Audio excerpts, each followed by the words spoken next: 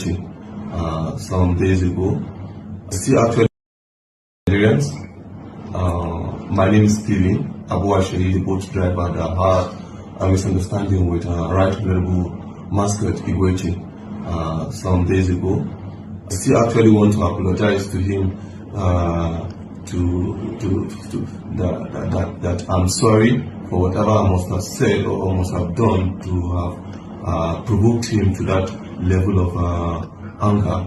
I am very, very sorry. This is actually a medium where I would like to tell all Nigerians that it is not time for us to start dividing ourselves based on religions or tribe or region or anything. That we should actually come together and try to see how we can unite this nation and move the nation forward. Please, Nigerians, let's forgive and forget. As even contained in our Lord's Prayer, that Lord, please forgive us as we forgive those who trespass against us. For there is no justice without forgiveness. Thank you very much.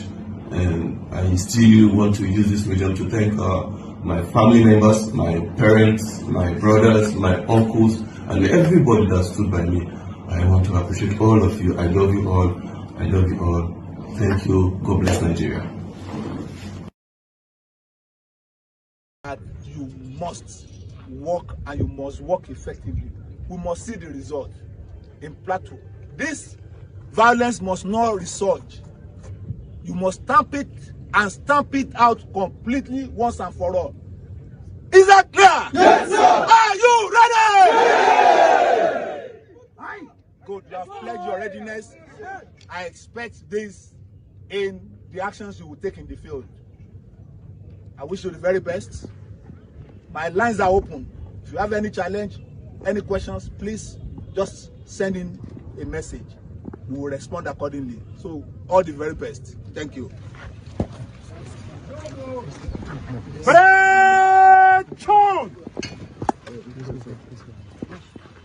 Open orders, march!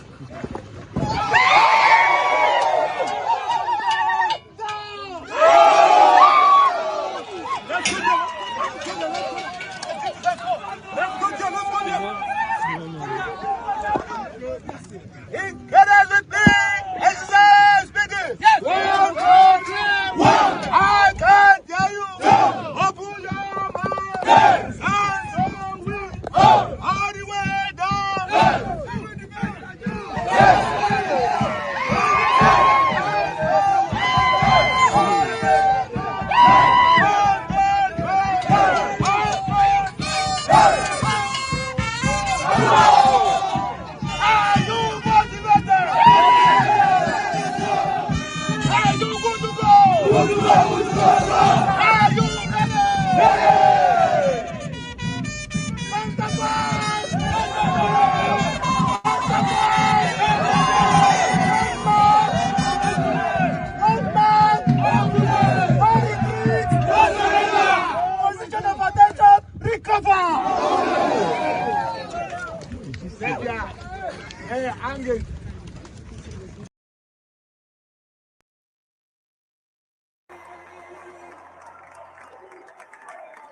Thank you very much. Wow.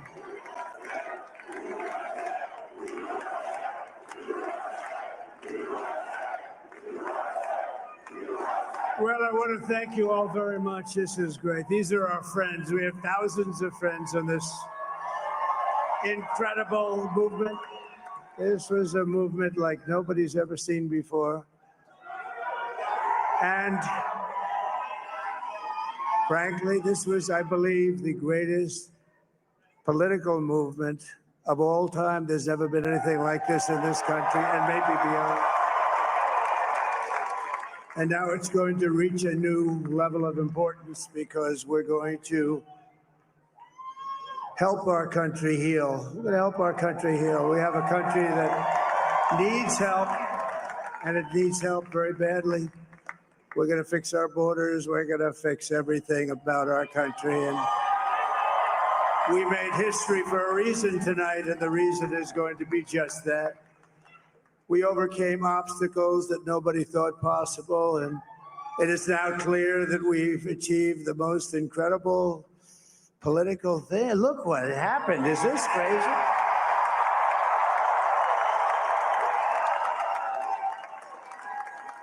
But it's a political victory that our country has never seen before, nothing like this. I want to thank the American people for the extraordinary honor of being elected your 47th president and your 45th president. And to every citizen, I will fight for you, for your family, and your future. Every single day, I will be fighting for you, and with every breath in my body, I will not rest until we have delivered the strong, safe, and prosperous America that our children deserve and that you deserve. This will truly be the golden age of America. That's what we have to have. This is a magnificent victory for the American people that will allow us to make America great again. And in addition to having won the battleground states of North Carolina, I love these places, Georgia, Pennsylvania, and Wisconsin,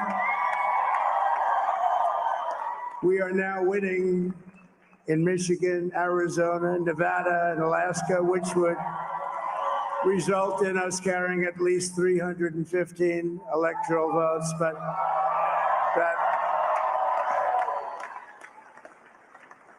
it's much easier doing what the networks did or whoever called it, because there was no other path. There was no other path to victory. We also have won the popular vote. That was great. Very proud of that.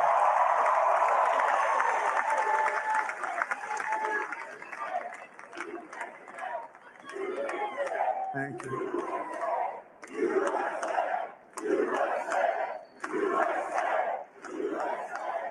Thank you very much. Thank you. And, winning the popular vote was very nice, I will tell you. It's a great feeling of love. We have a great feeling of love in this very large room with unbelievable people standing by my side. These people have been incredible. They've made the journey with me, and we're going to make you very happy. We're going to make you very proud of your vote. I hope that you're going to be looking back someday and say that was one of the truly important moments of my life when I voted for this group of people beyond the president, this group of great people. America has given us an unprecedented and powerful mandate. We have taken back control of the Senate. Wow, that's great.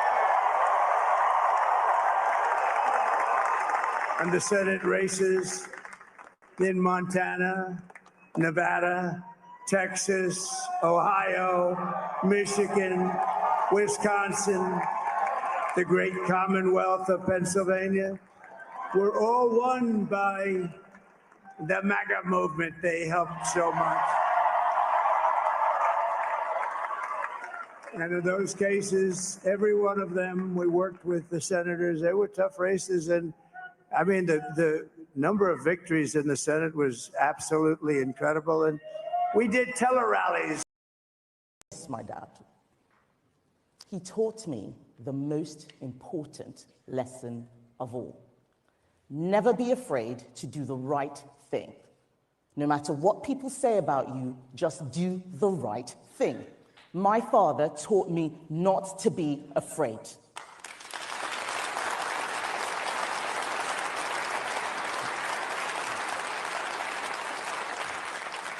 I was born here, but I grew up in a place where fear was everywhere. You cannot understand it unless you've lived it. Triple checking that all the doors and windows are locked, waking up in the night at every sound, listening as you hear your neighbors scream as they are being burgled and beaten, and wondering if your home will be next. When you've experienced that kind of fear, you're not worried about being attacked on Twitter.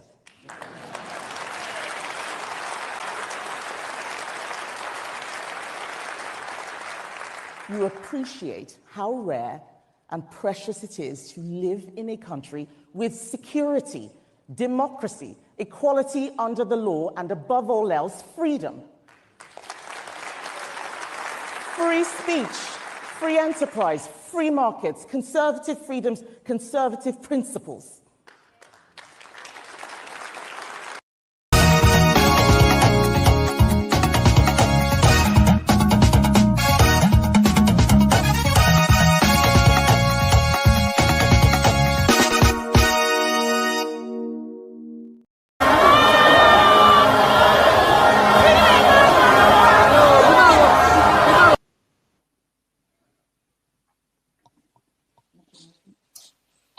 Some of this rally make my blood pressure go up.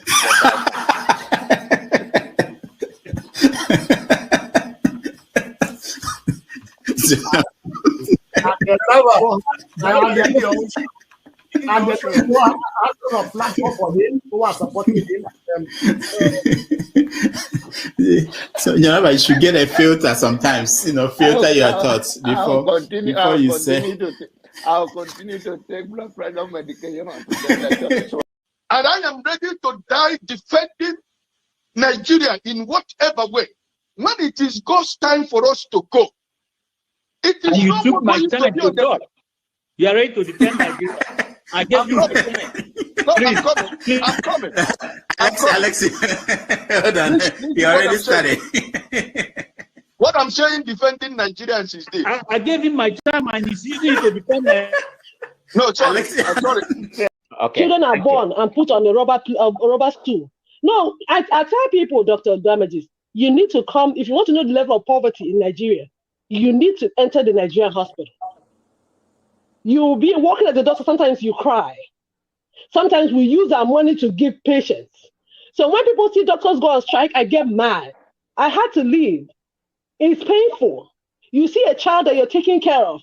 After a few days, the child is retrogressing. The child is getting worse by the day because the drug you recommended, you prescribe for the child, they cannot take the child's prescription to the pharmacy. There is no money. They don't have money in their account. The little baby that is so fragile, you manage to take their blood sample. They cannot process the blood sample because the person at the lab said no, they don't have the money in their account. They will take my salary if I process this sample. So you watch the innocent baby go retrogress. What do? You take our money from your pocket and give that parent, madam, please go and put in this account. Let me see this child get better. And we're here defending thieves because they give you $5,000, $1,000. What is $1,000? Children are born and put on plastic chairs in Nigeria. Are we not ashamed of ourselves? And we'll call Obi stingy. Let him be prudent and let us have functioning hospitals. Let us have good roads. Our people are dying. Children are dying by the day. I had somebody when I was in Calabar, and when I was still a medical student, the man I used to buy something from at Amaya Market, his child was born premature. Guess what? But the child was older than the other child that survived. Why did his child die? Because the child missed the last incubator that was available. The other child that was born that was weaker had the incubator. His child did not have any incubator. They had to wrap the child and put a lamp beside him. That child died. Oh. And you people have the effrontery to come here and defend Tinubu Atiku. Oh no, it's so sad. It's so sad. You want to know poverty? Enter the hospitals of Nigeria. You don't know nothing. So we have to be very careful what we say. Very careful. There's poverty in the land. There's poverty in the land. A lot of poverty in the land. People die by the day. Wow, thank you. People who feels the pulse. Now you know everything is increasing like mad. Things places you could go with 100 naira before, you are not talking about quadruple, triple the price. I tell you, we are seeing what's happening in France. It's not a threat to anybody, but it's when you hold the populace down for a while and for a long time, even goats can bite when they see no other ways that they can escape. Don't forget, that state is now an oil producing state. So they now have derivation, if you are not aware. So if you want to speak for anybody, please do not defend a character like Yabelo. Please do not. Okay, let me respond to him. 1 second. Do not defend a character like Yabelo. Do not. All right, thank you, Mohammed. The people of that state. Can I respond to him? No. Then go to hell. Rudolph, go to hell.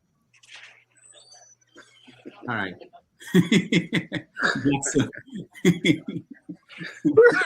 Rudolph, I've never seen this part of him before. Why? Tinubu is a criminal, yes, of course, a categorical grade 1 criminal. The only person more criminal than Tinubu in Nigeria is probably Babangida. But he's a criminal, and is he fit for purpose? Absolutely not. Should Tinubu be the president of Nigeria? Categorical no. Is there a better option than him? That is subjective. So show me who he is.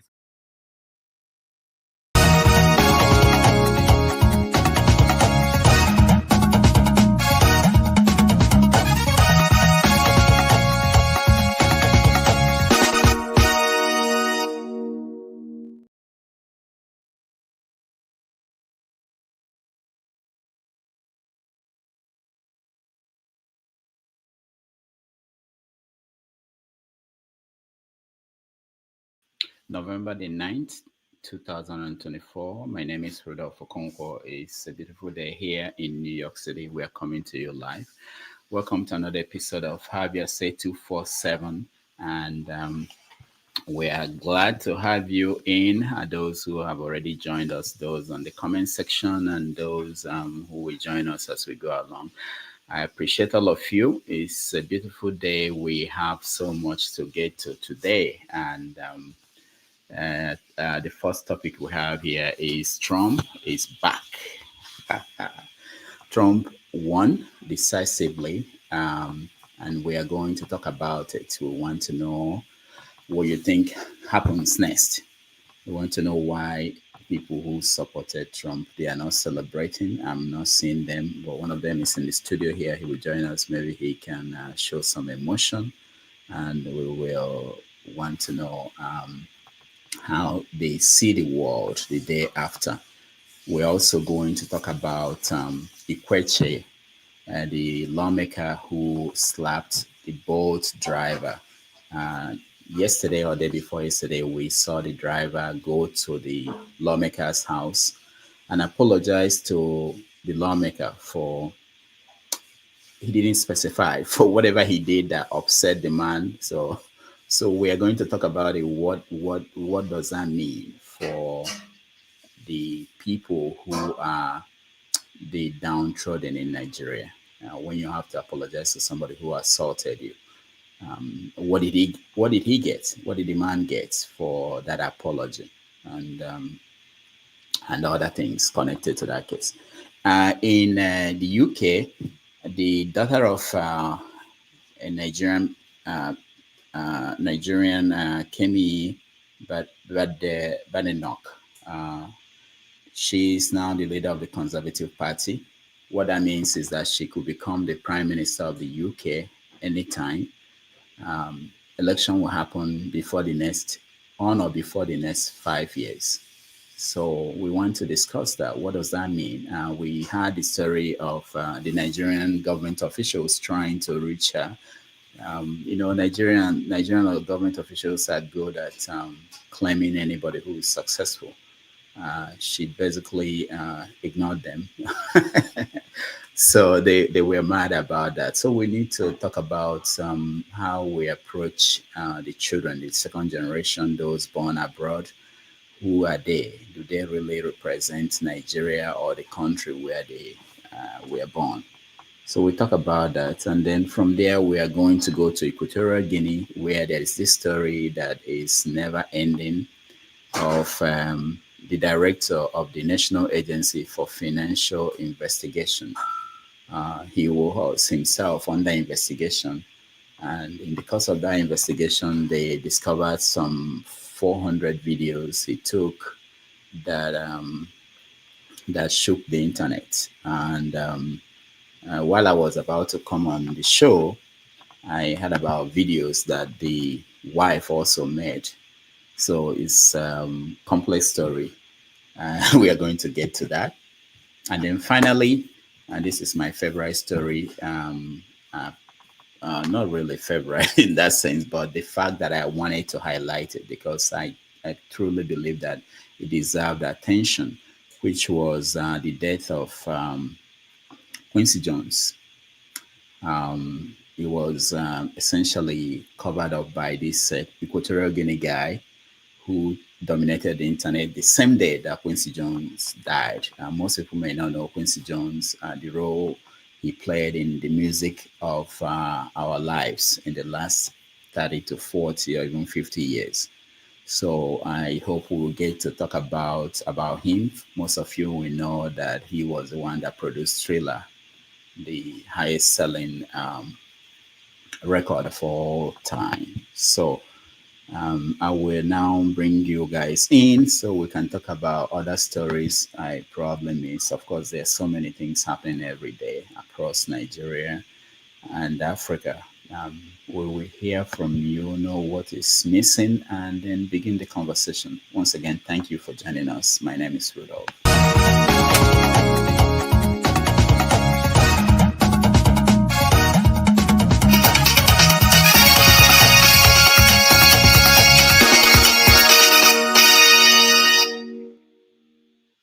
All right, KJ, I think I've seen you today. Didn't I see you somewhere today? How are you? Oh, great, sir. Good morning. Good afternoon. Yeah, it's afternoon here in New York. Yes, sir. And Flagship, welcome to the show. Thank you, Rudolph. Good afternoon. Good afternoon to you, KJ. Good afternoon to the Flagship. I greet you. All right, so let's start. Is there any big story, major story that I missed? I know there will be, but let me know. KJ. Yeah, maybe the other story. I think you put it there. The OB story of closing down the churches and turning it to a night shift. And I think that's it. That's what I felt was a hit below the belt. So if you close it, maybe we'll hear more from the people. All right, closing down the churches and turning it into stopping the night vigils and going to work. All right, that's a good topic. Okay, Flagship.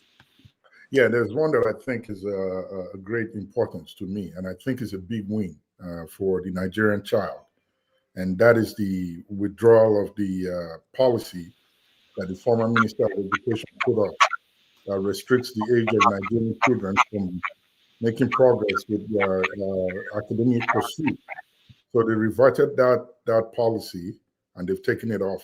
And also, big congratulations to the 15-year-old Nigerian child that was brave enough to take the Minister of Education to court in respect to that. And that has been repealed. And I'm happy to hear that. So thanks to everyone who spoke out loud about this, and they heard us, and the right decision has been made. So great job on that one. Repealed by who? Who repealed it? Who is it? The new Minister of Education that came in now turned it out, tossed it away. So okay, yeah, they are back to letting kids move on. Yeah. Okay. Very good. But what if they still restrict you from starting at primary school? How does that help? Well, this is one battle won. We're going to get there. If that one is there, we're going to fight that one too. Okay. All right. Man of Prestige, welcome to the show. Yeah, good morning, good afternoon, KJ, good afternoon, Flagship. One second. Yeah, let me ask you before, I have about 2 or 3, but if one of them is what you're going to talk about, the Western African side from Equatorial Guinea, is that part of the West African side you're going to talk about? Yeah. Okay. So I think I have 2. One of them has to do with the breaking news. Tinubu is going to Saudi Arabia for Islamic conference in Arabia. So I'm just wondering, are we part of the Islamic conference right now? He's supposed to be leaving on Sunday. So that's one of them. I think KJ has touched on the night video, KJ, if I'm right, you correct me, that was being proposed, which will be made a comment in reference to that, that we need to start building factory instead of all this night video, will be more productive. I may summarize what he means in that regard. So I think that, that's about it, because most of the topic he's going to talk about is already enumerated here. So it's nice to be here today. Greeting, Kenneth. Yeah, Kenneth, welcome to the show. Yeah, good morning, Dr. Damages. Good morning, everyone.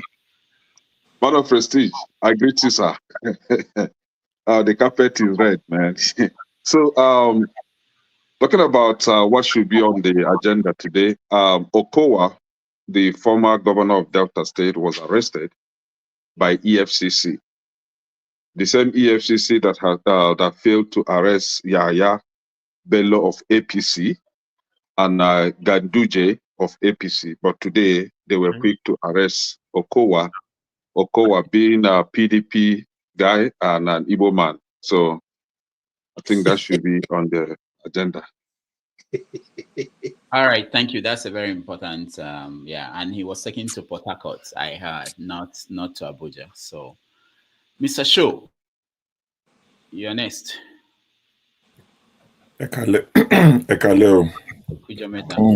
I greet all of you. I didn't listen to the show from the beginning, so I'm not sure if you touched on the call to prayers by Mrs. Remi Tinubu and the National Security Advisor, who's meant to be advising the president on security issues, are going to be leading prayers for 7 days. As if that wasn't bad enough, the president or chairman of the PFN, that's like a subset of CAN, the Pentecostal Fellowship of Nigeria, the happy clappy ones, the one where I belong. You know, we had the fun ones here. So Pastor Wale Uke has called for 40 days fasting and prayer. So if I lose weight, you know why. We'll be fasting and praying for 40 days and 40 nights for Nigeria. While the people in Abuja,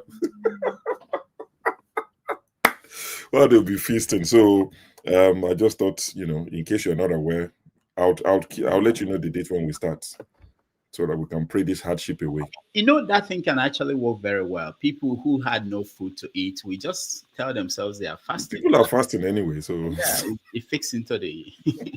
All right, thank you, Sure. Let's go to on politics of here. Assalamu alaikum.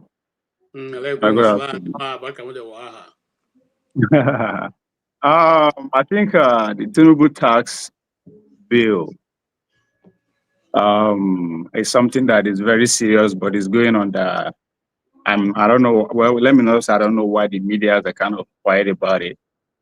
The northern part of the country are very serious about it. They rejected it. Even the National Economic Council rejected it, but Bola Tinubu said it must pass, and I think by now we should understand why. As I said before, his presidency is inch on that. That is what defines his presidency. If he's going to get second time at all, it depends on that. And the bill has to pass because the incrementation of the VAT has to start from next year, from 7.5% to 10% up to 15% by the year 2030.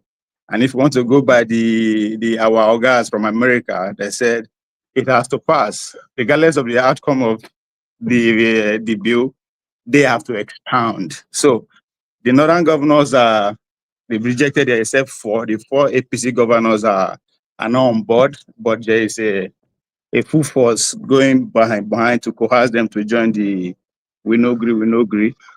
But unfortunately, we in the South are busy talking about another man business in Equatorial Guinea. I've been a very dark man. I've been a Bobrisky, but last, all of us, according to me, everybody they buy bread the same way, from the same time, the same price, and everywhere. So to me, I think that's very serious and something we should talk about. Thank you so much, Ovie. So what we're going to do is we have to touch on, let's do 3 topics or maybe 4 if we have the time, and then hand it over to the next person, which is Forefathers. So we deal with Trump returns, the boatman apology to the lawmaker, calls for prayers, and Obi's idea that we should build prayers. So let's see if we can go through these topics in about 2.5 hours. So let's start with Trump. You're muted, Rudolph. I'm happy that Trump people are here. I want to see smiles on their faces. They tell us how they felt. How did they celebrate? So KJ, let me start with you. You were on air with us when I don't know. I left about 12:30. you continued. How did you hear the story, the final call? Okay.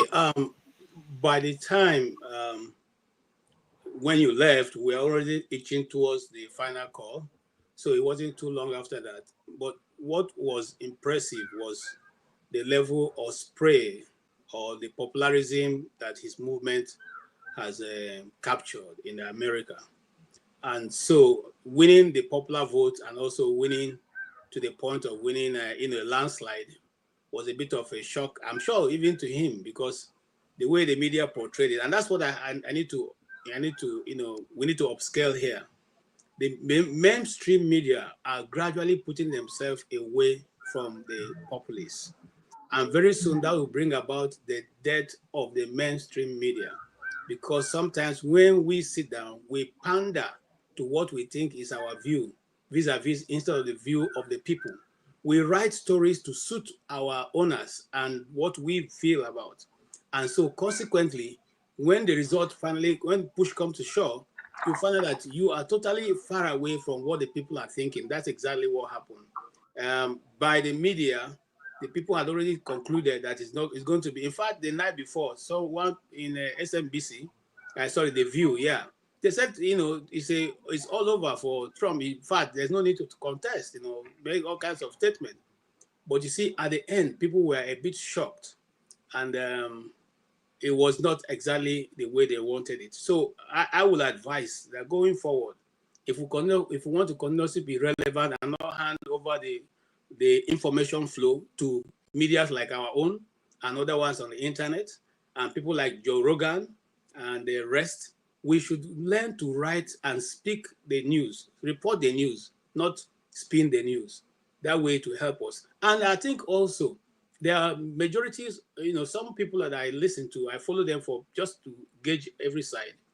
People like Bill Maher. Bill Maher has been complaining about the style of messaging of the Democrats, the style of the picking of the candidate.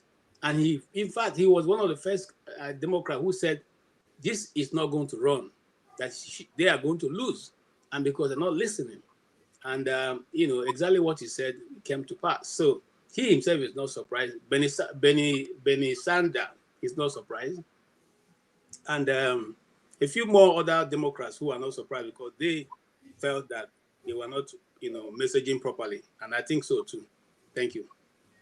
All right. Thank you. Let's go to Show. Show, I know you are not here, but you are watching. What are they reporting? What did they report actually the day after in the UK? Did they say the world is coming to an end? I didn't pay much attention to the election. I knew Trump was going to win. It depends on what media you listen to. So the BBC, for instance, they're sad. they're not happy because, it is what it is. But I think Trump presidency, what does it mean? It's not like, I know the American president has a lot of power, but it's not because he can't just wake up and everything can be executive order. You understand? So they have their international policies, which every president would have to follow. The good thing about places like the US, UK is that they have strong institutions. So regardless of what president you have, the difference won't be as much.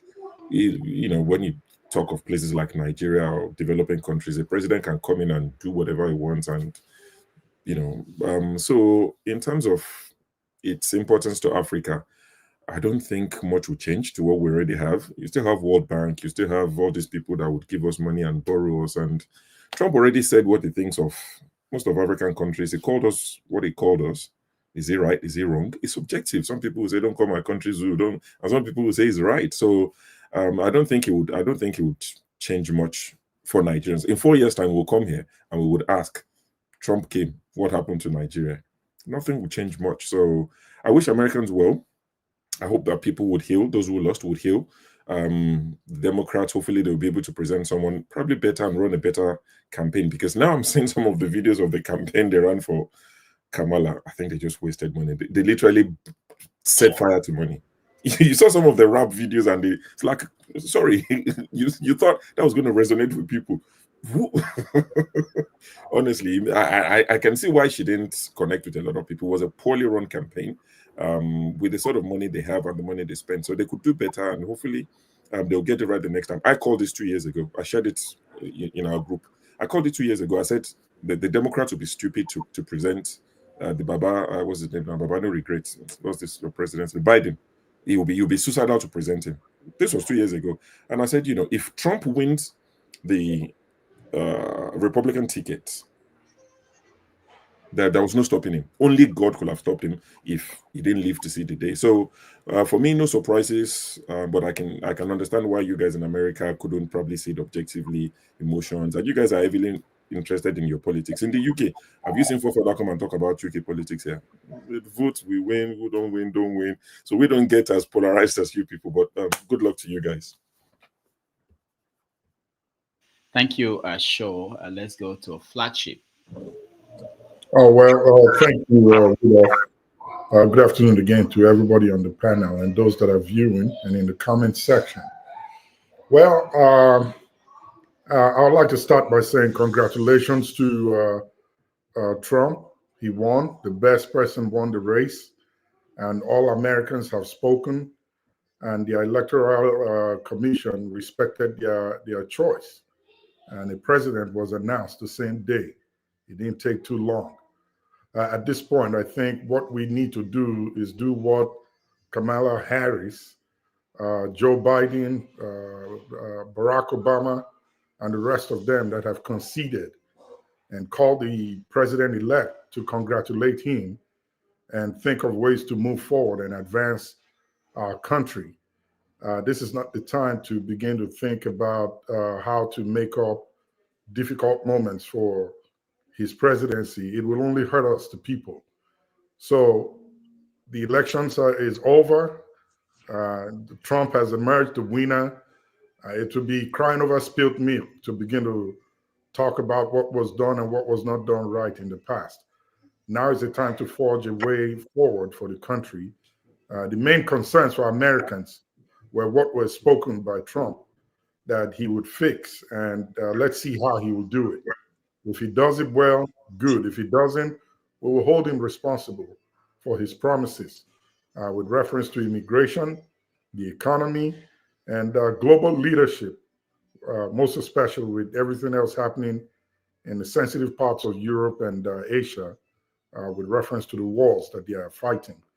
So let's put our hands together, join forces to continue to support his presidency and make life better and good for us as a nation. Thank you. I wanted to hear from everybody before we go into the fireworks. But someone like Flagship, I wanted to ask you, the way you sound now, there were 200 lawsuits that were filed before the election, claiming that it's not, they're already rigging the elections. We have forgotten about that. And there's an appeal now for peace, for us to, if this were to be the reverse, do you think that this is what we'll be hearing from your side? I would speak the same as well. If the reverse were to be the case, I would say the same. Listen, in every election, there are people that will cry foul, no matter what it looks like. And they will come up with their opinions on how it was done. Oh, it's rigged, ballot boxes were snatched. In fact, there was a guy that I met, and this is a diversion. We were talking, and he said, yes, someone will actually did attempt to snatch a ballot box to run away with it. And when they caught him and asked him where he's from, they found out that he's from our side. He came through the border. He was trying to help Kamala Harris. Look, people will definitely cry foul. It's expected. Lawsuits will be filed. The point is it credible? Will the judicial system look at it and say the facts are credible? Let's go ahead and pursue a lawsuit. Those that are filing lawsuits now are doing the same thing that they accused Trump of doing in 2020. So what if no, Flagship, that's not what I was saying. I was saying that before the election, the Trump team already filed lawsuits. There's no lawsuit filed against this election, as far as I know at this point. I'm saying that they already filed. They were preparing to challenge the outcome in court, and they have cases that are already filed. But now we forgot about that because they won. I'm saying No, hold on. Let me say this. Hold on. If you allow me to put in, KJ, hold on. Are you saying that that flagship cannot answer? KJ, leave him to answer. It is the beauty about American democracy. Yeah. Yes, if they see red signs that need to be addressed and they want to put up lawsuits and file against the Democrats, they went ahead to do it. But if those things didn't show, then drop the lawsuits. The point is, Americans spoke, and their voices were so loud that it presented a landslide victory. So if they didn't see that, if it didn't happen, then toss it out and let's move on. That's all I'm saying. Thank you. Man of Prestige, you're next.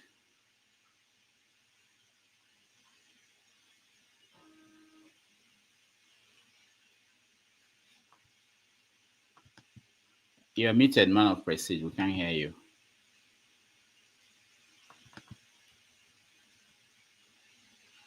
How big is US? This guy is like 5 minutes behind the rest of you. This your America is big. It's not about the distance. It's somebody keep on muting me. I don't want to know what happened. But anyway, greeting everybody. Good morning, good everybody. As a progressive,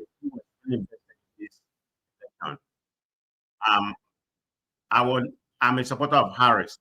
Without a purification in that. But she lost. That's where we are right now. So I don't know, the blame game has begun. I know has already begun in the Democratic circle.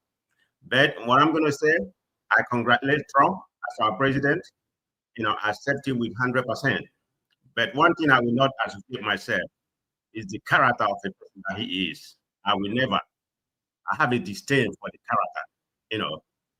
Him being the president right now, we accept him, and he's going to rule for 4 years. There's no doubt about that. And there has been something going on right now. People who are very familiar with the economy or something like that, last week or this week anyway was the best week for the Dow Jones average.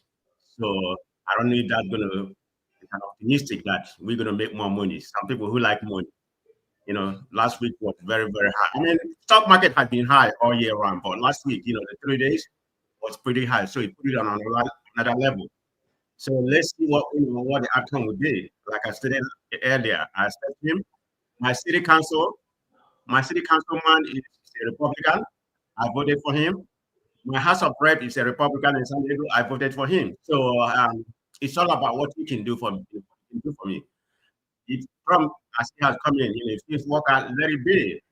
And what's going on right now? If you have somebody who like money over character, there's a tendency that Republican, as of today, how many do they have? In the House of Representatives, they have 213.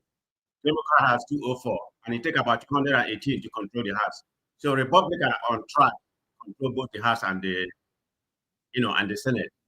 So giving Trump whatever he wants to be, whatever he wants to do, whether it's for good or for bad. But that's where we are right now. So he may have control of the two houses. In terms of investment or something like that, I think it's good for people who like money over character, because when one party control both parties, they tend to be avoiding a gridlock, and market like people, peaceful government instead of a gridlock, whereby one party will try to stop you from whatever your agenda, whether it's good or bad, they want to do. So hopefully they can control it. It don't make any difference to me, but I would rather want the Democrat to control the House. So maybe certain things that may not be beneficial to this country. They can have a check on him, but if they decide to control you, maybe more money for every one of us. That's why we're in this country, to make more money. If you don't look at money, over character, that's how it is. So congratulate Trump, like I said, but I will never, I repeat again, I will never respect him as a man. I congratulate him the institution that he occupied. It's a great thing. But I will never respect him as a man due to character. But if you want to associate that, say with that kind of characteristics, it's all good for you. We are all different people. People see something differently. But I see something, in a different way. In final conclusion, like Dr. Rudolph said, if this has been the other way around, come on, sometimes you only call a spade a spade.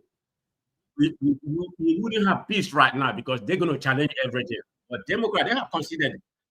Flagship, I don't know where you are. Kamala Harris already called him and conceded. So it's not like Biden was the first to call. So there's peace. It has been, not really Republican. When I'm making my submission, I'm making it about the person, Donald Trump. We wouldn't have been what we are right now. But thank God, he won in a landslide. I think he won over 74 million. He won the popular vote. Kamala Harris won 70 million. So that's almost about 4 million popular votes, And in terms of the electoral college, you have 301. And I think Kamala Harris has 266 or 260 something. So, it's a landslide victory. He won all the 7 battleground states. Nobody flipped red or blue. But he won all the 7 battleground states, with a lot of people. So that means even in California here, a lot of people voted for him. Florida, a lot of people voted for him that they used to. So whatever it is, that's what the country, they like this cultural warfare or something like that, but here we are right now. But congratulations to everybody here at KJ. I know you're a Republican fanatic, but I still congratulate you as my brother. So peace and love. Man of Prestige, I wanted to say that I did say that President Obama and the rest of them did call him to congratulate him. That's what I said, and you're correct. And let me end by saying that indeed you're really a man of prestige. So thank you. All right, Kene. Thank you, Dr. Damages. I would like to ask. There is this song by Osita Osadebe, Ebezina, Ebezina. Does it have copyright? It does. Can you play Ebezina for us so that we'll stop crying? The thing is,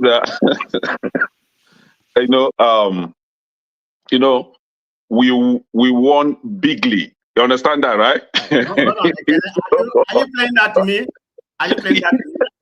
Yes, because we went all the way to California, and we claimed 10 more counties in California. Now we are turning California. We brought California to center. Very soon we will take it to the right, and your eyes will clear. Now the thing is, can you give me a second? Let me make another statement. Just a second. Okay, my time will be reversed. So okay, I've not started yet. Go ahead. Okay, what? Not going on. Go ahead, can I go ahead? Okay, so the thing is, talking about lawsuit that Trump people filed. Yeah, they did that because they were way prepared, strongly prepared ahead of time, and they did that to deter what happened last election, because last election they thought that it was business as usual. America claimed to be a beacon of free, what they call it, free and fair election. So it turned out that the election was rigged last time. So this time they were very, very prepared. And immediately we started seeing some malpractices, kind of rigging going on. The lawyers went into action immediately and started filing, for potential cases, So that was why, and they were able to halt the situation. And the result is what we are seeing today. The country has turned red, and you know what red signifies. We're on fire now, and the result is showing everywhere. The stock market, as you rightly said, is on fire. Some countries, the leaders are calling for peace because they know that the man of action, will be taking over. A man who says things the way they are, is the man I respect, not a cunning liar that will come and deceive us. I don't see such as a man of, as a woman or man of character. I see you as a man of character when you say things the way they are without taking sides. And this is in the person of Trump.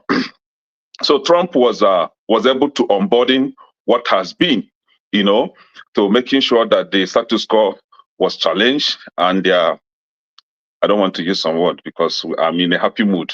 They were kicked in the butt.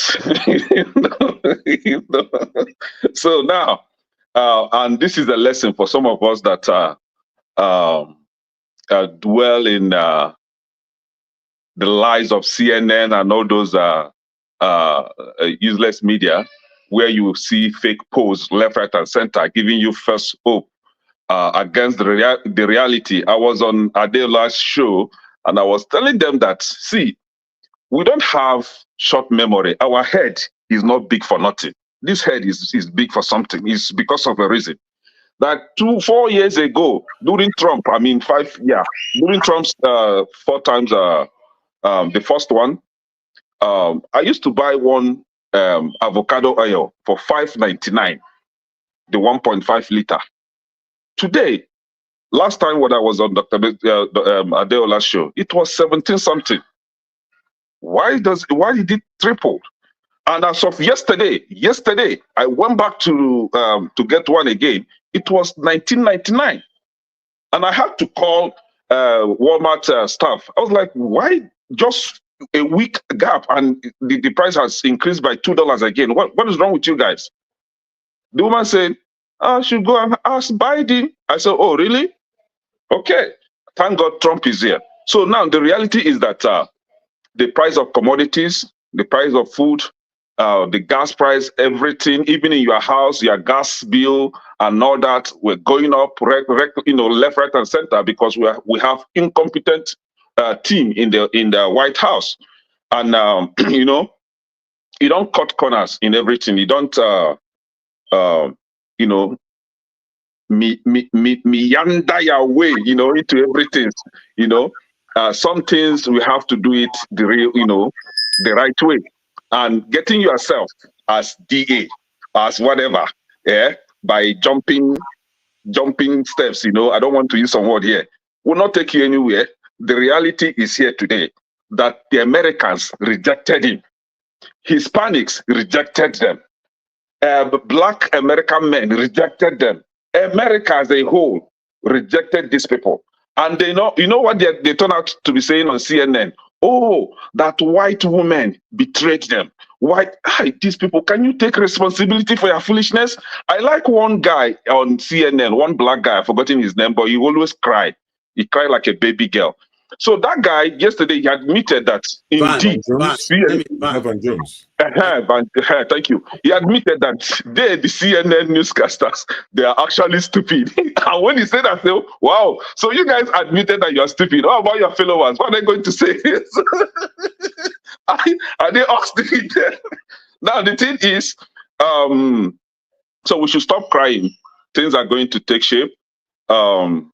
Their campaign was poorly executed. They spent over $1 billion campaign for nothing, because people know the reality. You don't lie to people anyhow all the time.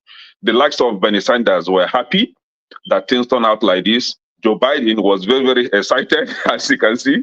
The man is is happier than I am today, because he told them, and they kick him out, because in Democrat Party is a party where you don't have freedom of speech. Whenever you kind of confront them or you challenge them, they squeeze you. They squeezed Joe Biden. Actually, it was a coup against Joe Biden. They squeezed Bernie Sanders and the rest. And what is the result today? Bernie Sanders swept his constituency clean, right? Now, she had no option. If she was a class, if what she did was a class act, that night that the result, what do you call it? Donald Trump had 276 electoral votes. That should have been the opportunity for her to come out and congratulate Trump. But she was shocked to her bone marrow. She didn't know what to say. When you watch her that night, she was so clueless. I was like, hey, yeah, somebody should help her with ganja, because that is when she can actually act. Now, she refused to congratulate him until the next day, when the electoral vote went up to 300 and something. And then Biden came out and congratulated him. So immediately Biden came out and congratulated him. Who is she not to congratulate Trump then? So she was classless. That was classless act, man. The class act should have been coming forth that night to congratulate Trump, knowing that he has already garnered 276 electoral votes. But she didn't do that. So it was a shock. And then I hope she learned from this. And I hope our Nigerians that we all learn from this. People own this country. They determine how they want to run their country.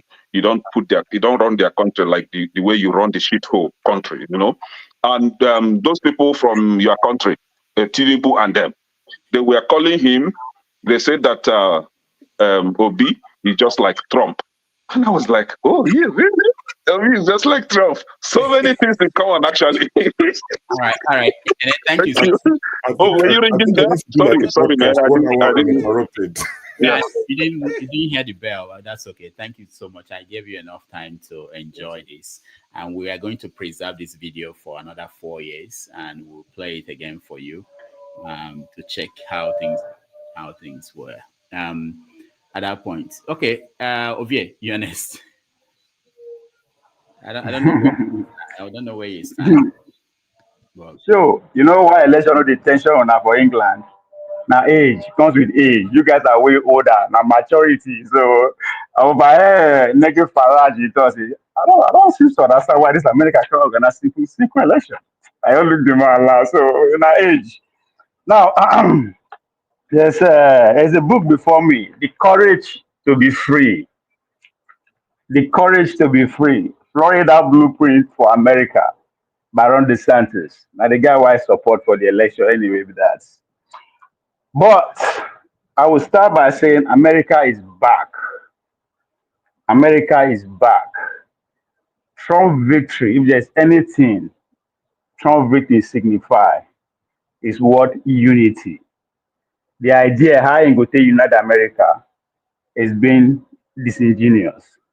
America is united as I speak. I speak from the streets, from the badlands of North Dakota to Exeter, Rhode Island, to Manhattan, I've trans everywhere. I talk to people on the street, see it myself. The tension that was before this election scares everybody. The 200 lawsuit that you are talking about, that's not just by the side. If there's any one strong lesson I took away from this election, or America in general, is that I come to understand why they had the First Amendment and the Second Amendment, which is the freedom of speech and the freedom to bear arms. The founding fathers of America understand one thing. They understand that where they came from all over the Europe that they came from to form America, they ran away from there because of freedom of speech. As at that time, if you misyan, once the government already say what you said, they not agree, you are gone. So they understand that fact.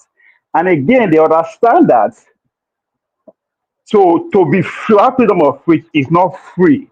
So in order for them to predict that freedom of speech, they need Second Amendment, which is the freedom to bear arms. Now, people want to try to interpret it as if now against individual. No. The question is you ask yourself, can you guarantee yourself that in your lifetime or at the course of the history of this country beyond, that they will not be confronted by a tyranny government? Because whether we like it or not, we want to deny it. That's what the past 4 years feel like. They can choose from of everything on this planet Earth. But while they are doing that accusation, they were actually doing it. Censorship was at the peak 2020. Once they no like you or you no agree with the agenda, you are gone. People don't understand that. People seem to forget. There are a couple of elites that hold the country strong, and they forget the reality of average American. That's what this election was about. That was the tension you were. Everybody was ready before this election. Everybody just they keep quiet. They're not going to tell you who they want to vote for. There is tension everywhere. But today, as I speak, anybody can confirm. New York, LA, why is that there was no protest? There's joy. The joy that Republicans want to claim, they want to sell. It is real on the street as I speak today. Americans have won. regardless of how you want to see this. It wasn't about identity per se, as the Democrat want to make it sound. There was hunger on the streets. Americans are beginning to say, which country are we living in? Because we might want to forget we immigrants. Now people get this country. Those people have spoken, and they have spoken very loud. It is not about the man. It's gone beyond him. You need to go and study the movement that was going on the ground. It has nothing to do with the man they're trying to actually paint him to be. No, the reality on ground is that there are a group of people who have forget that the majority of the Americans cannot understand why their bargaining power, their buying power are just gone overnight. Overnight, you go to grocery store, you panic. And average American, once you lose 2 paychecks, you are on the streets, regardless of where you live.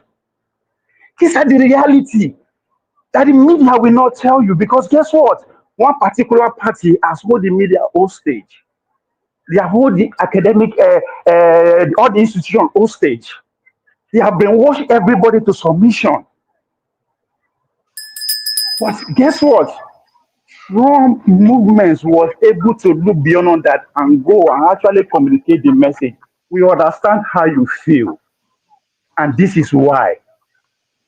One of the reasons that those same parties now, they carry all the job in this country, fly to China. But they will come back and tell you that you are lazy. How does that even make sense? So it's not about personality. It's not about she is a woman. It's not about party. America largely has spoken. Majority, because maybe the public can make Trump win. It is the same level of people who are just looking to say, what is going on? Don't tell me this is what this man is when I am hungry. You are not telling me how do you solve my problem first before I can even buy into ideology. He seems to forget that. Shoplifting is legal in what? In California. That's a dictatorship run by Democrats. All right, okay, thank you. Thank you. Again, thank you so congratulations much. to Americans. I'm not one of them, I'm not American, but there's so much to learn if we want to be free. If we want to free ourselves from our elites, there's so much to learn from this. Forget all these questions whether they ask a lawsuit, the man with the watch out, regardless of what the man do. Now, what the America wants to be that. I want us to get that straight. All right, thank you, Abike. Ifeanyi, welcome. Can you unmute yourself, Ifeanyi? You're next. Okay. Yeah, thank you very much, Dr. Damage. I've listened to what everyone has said, and one is right in their own respect, you know. The truth of for me, yes, America has spoken. Did they speak right? Did they speak wrong? 4 years will tell. Someone said here, the stock market, normally after any presidential election, the stock market will go up. And it's actually good for the guys who are in stocks also, because we'll see our bottom line go up. But at the end of the day, what happens to that struggling guy, you know, who doesn't have enough money to put in the stocks? What happens to the guy who's working minimal wage job? How does it fare? But again, you know, it is what it is. No hard feelings. Trump was there before. He did what he said he was going to do, but some things he didn't complete. So he's coming back to finish the job. Congratulations to him. Harris did well. The only thing I have for the Democrats is this: stop pursuing 1% of the issue and leave the other 99% out of it. Stop focusing on certain things that, you know, yes, there are social issues, the LGBTQ issue. They're just about one or not, there's not more than 10% of the issue. The other pressing issue. Jim Carver would say, is the economic stupid? It's about the economy. Everyone wants to grow the economy. Everybody wants to become rich. This is a land of opportunities. And that's probably what Trump is going to offer people. Now, it all depends on who and who will benefit from it. It's the billionaires. Whether you like it, people who control this country are the billionaires. And many of them don't really like new entrants into their field. He says, drill be drill, drill baby drill. That means old money. Old money wants to continue to dominate. So those of us who are trying to, through using technology and other things, they're like, you guys with your tongue first, make it just chill. Make with the old people, the old money speak finish. So it is what it is. Again, 4 years will tell. You know, that's the whole thing I have to say concerning this whole election thing. He told us what he was going to do, and I believe he's going to do those things. The thing out there, we say now, some people go here and pass other people too. Those people from Nigeria, where they come here, they go hospital, king, run back, go Nigeria, they no go pay their hospital bill. She now for Texas, then go ask you whether you be a citizen. If you no be citizen, they feel no treat you. So at least that one will stop small. So we all go here and last.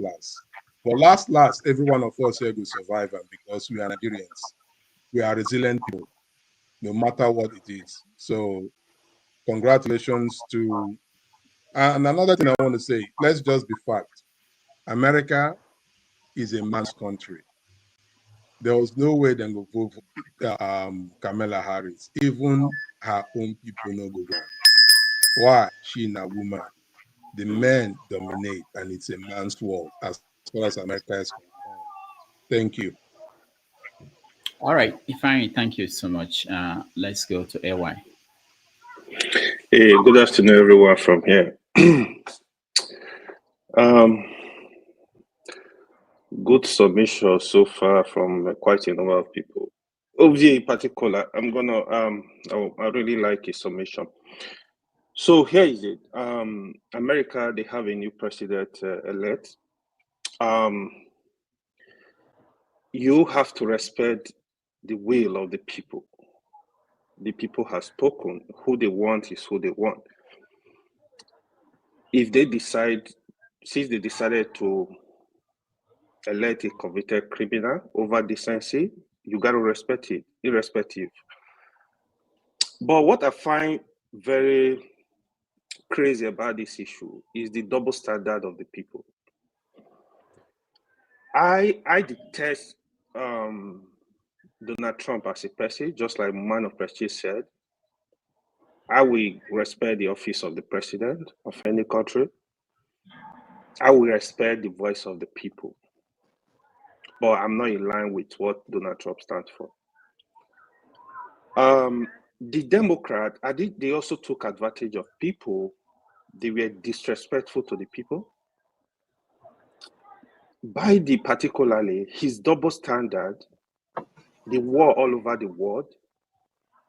We just escaped one a couple of weeks back. The Israel were ready to strike Iranian oil facilities.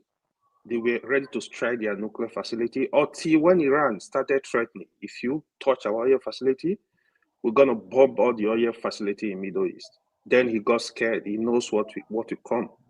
He has to push Israel, listen, don't touch those facilities. Because for me, you caused war in Ukraine, you went to Gaza, you tell Israel, no, don't bomb the children. You tell the media, don't bomb children. Tomorrow, you give them 20,000 bomb, 20,000 pounds bomb to go bomb the children and women. There is another war that was brewing in Taiwan and China. That is still on ground.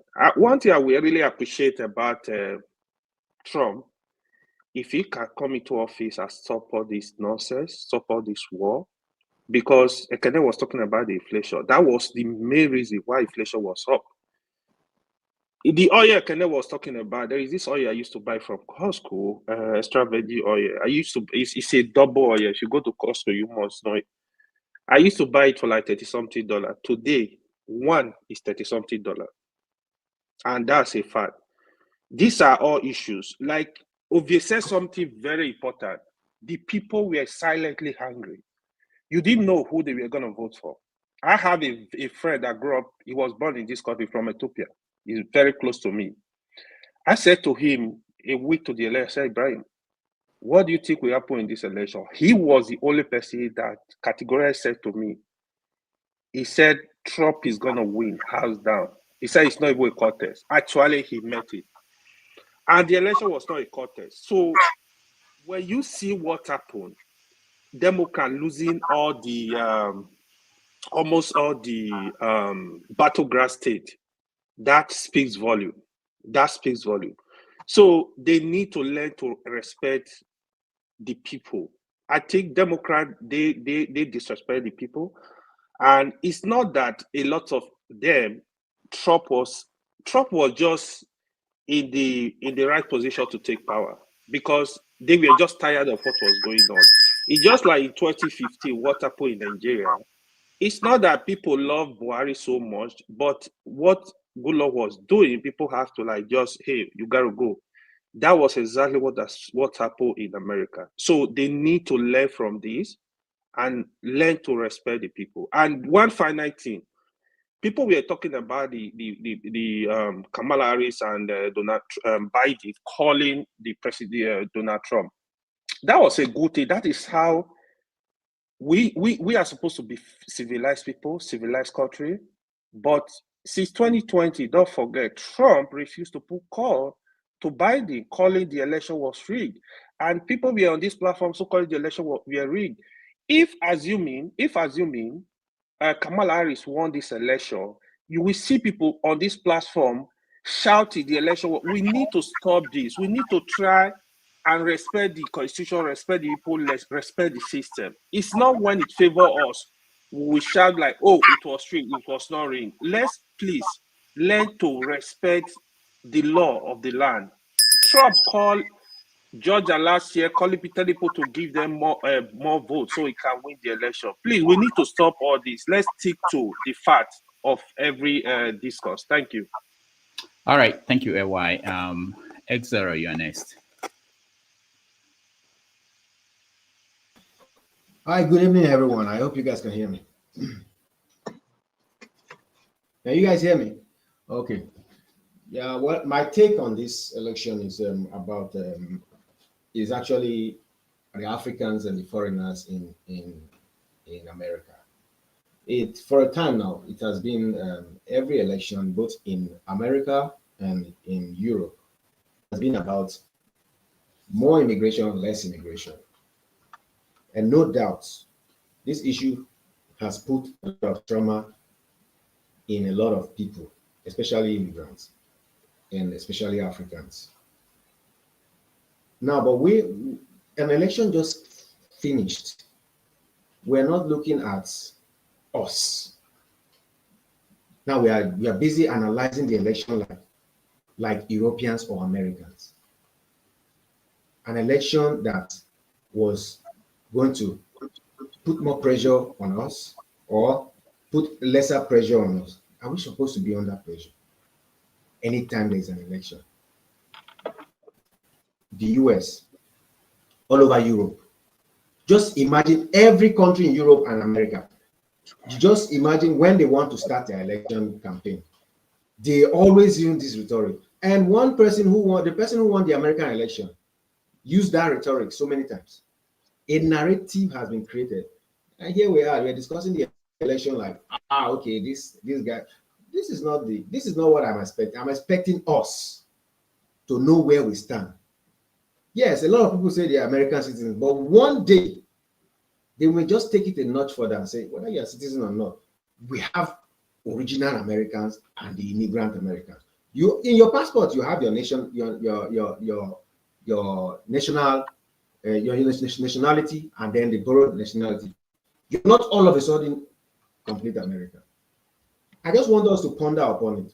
Why do we always have to go through this trauma anytime there's an election? Why? There's a different kind of trauma when it comes to Africans and immigrants than the other Americans.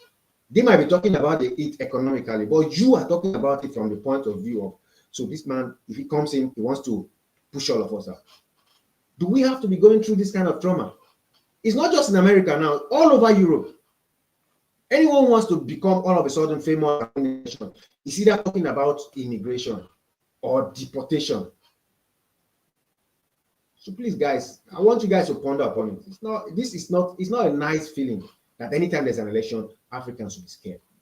What's this guy going to do to us? Must we be in our country? We are not safe. Outside, we are not even completely safe, and we're not organized. That's my take. All right, thank you, Exera. Let's go to Eagles Air.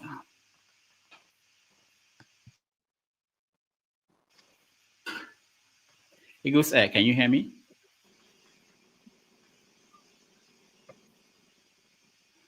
All right, I think he's frozen. I wanted to know what's happening in India, how they are reading the election, being that Harris' mom is from India. Okay, can you hear me, Eagles Air? Yeah, I can hear you clearly. Okay, go ahead. Good evening, everyone from India here. Last week, Saturday, week today, there's one question I asked. What is that question? Is America ready for a female president?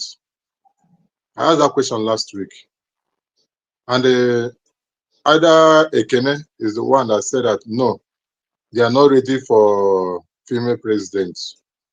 Now, I said last week that every election has the consequences, either positive or negatively. Everyone in this planet or in this panel, we agree with me. Immediately they announced Trump as a president-elect, the whole nation was shaken. European nation was shaken. The only people that are rejoicing it is Russia. We are busy rejoicing it. What's his name? Iran was not happy about it, because they know that problem have come to them. They know that this Trump of a thing is a heavy headache on them. I began to see the way they used to, even Zelensky don't know his stand concerning Trump, because nobody knows what tomorrow will bring. Another person that is happy concerning Trump winning in this election is Netanyahu, Prime Minister of Israel, because he's a type that you know that Trump always stand with him, even when they change their embassy. Please allow me to finish my time. And when they change their embassy, it's America that first people, the Trump that take the American embassy to Jerusalem, if we can remember. So in this election, I'm not talking about what people in America, what are going to benefit from it, because America always stay America first. It's you and I, who is Africa, Nigeria. What are we going to benefit from the Trump as a president of the United States of America? In which benefit are we going to get from it? Is Trump election or Trump presidency, is it going to benefit Nigeria more? Is going to create more problems in Nigeria? That is what we don't know. But I know from January to April or May, every of us here will understand, and we are going to be alive. We are going to understand where we belong in American election. Because I said this last week, a week today, that American election determines the economy of the world. If America gets it right, the economy of the world are going to get it right. If they get it wrong, the economy of the world is going to get it wrong. I said it last week. So personally, everybody knows Trump, but I know that Trump in these 4 years that he returned back to correct some certain mistakes. How do I know he's back to correct some certain mistakes? That when he picked what is this called, that lady that he picked as a chief of staff, you know, that woman is experienced. That woman is the type who can draw Trump back for certain things he want to move. So I believe that from January to April is when we are going to know whether Trump is good for us or bad for us. But future will tell. That's all. All right. Thank you, Igus. Igbo Basics, welcome to the show. Thank you, Dr. Damages, and thank you to our viewers, and thank you to all participants. It's good to see you again.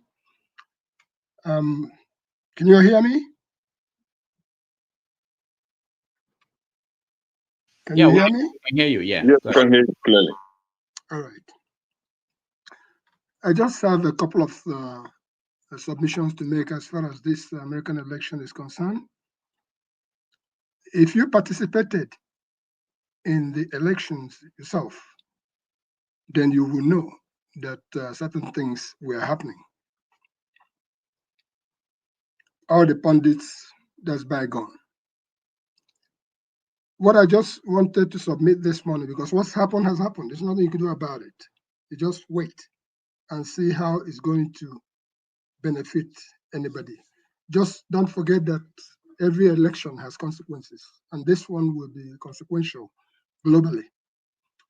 To our participants in this process, what I'll say to you is this: be careful what you say, because people out there are watching you. I happen to be a poll worker on the day of this election, and I manned a particular polling station. A young lady walked into vote, and she looked at me and she said, "I know you." I said, "I don't know." And she said, "You are the man in Dr. Damage's show." I sent that information to Rudolph. I said, "Yes, I am." And she was so excited and happy. Anyway, she went on and voted. She came with her child. So that's what I'm trying to say to you as we speak here.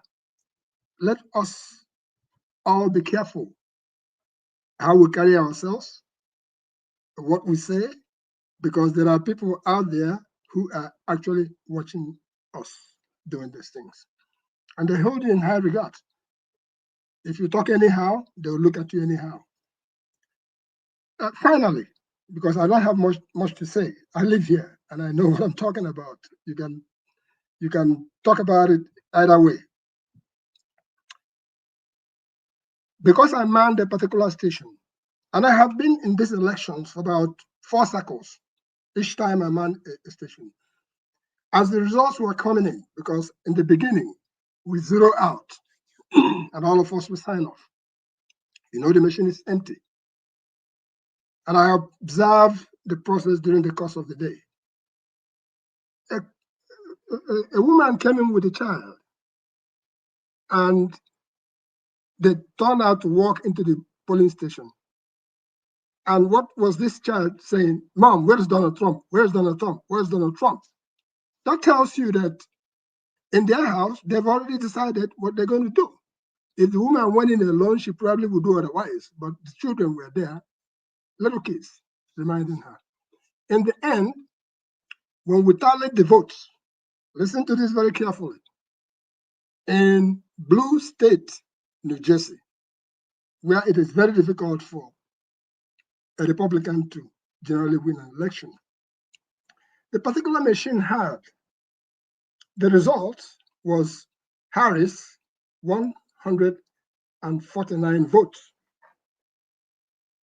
Donald Trump 121 votes.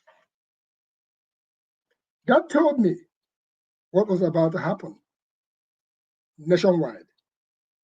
So with that, because I'm talking about, I saw all kinds of people coming out to vote. Asians, all kinds, that's a mixed bag of people.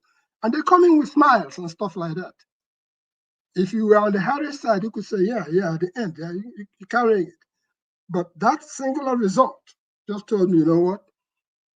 This thing is no longer what you thought it was going to be. But besides that, go back in the background. The system itself has something else coming for the people. Because when you talk about the 7 background states, as they call them,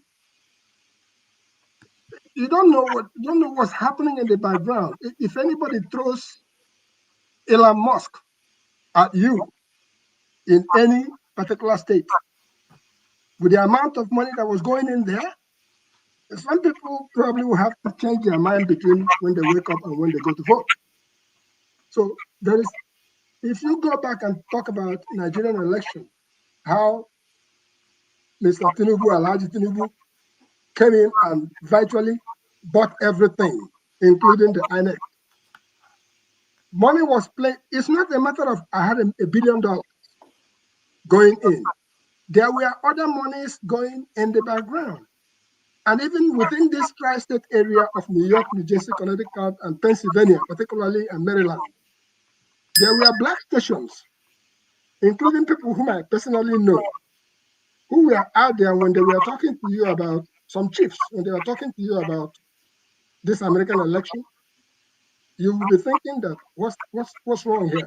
But all in all, truth be told, black is black, white is black, white is white. But what we are facing now is where I will come and tell you, say, Dr. Damage is a white man, and I will throw all kinds of money behind it, and you begin to think that Dr. Damage is a white man. I don't have much to say because the deed is done, but let us see what happens and how it's going to affect us individually in our households. All right, thank you for giving us the opportunity to submit. Thank you, Bob. Be careful what you say here because people are watching you, period. Thank you, Bob. Righteous man, I can't see you. You are in the dark. I know you are in Nigeria. I'm not sure if you are with us or you are not. Can you hear me? All right. I don't think he can. He's there. He's there. Let him carry touch. Let him carry touch.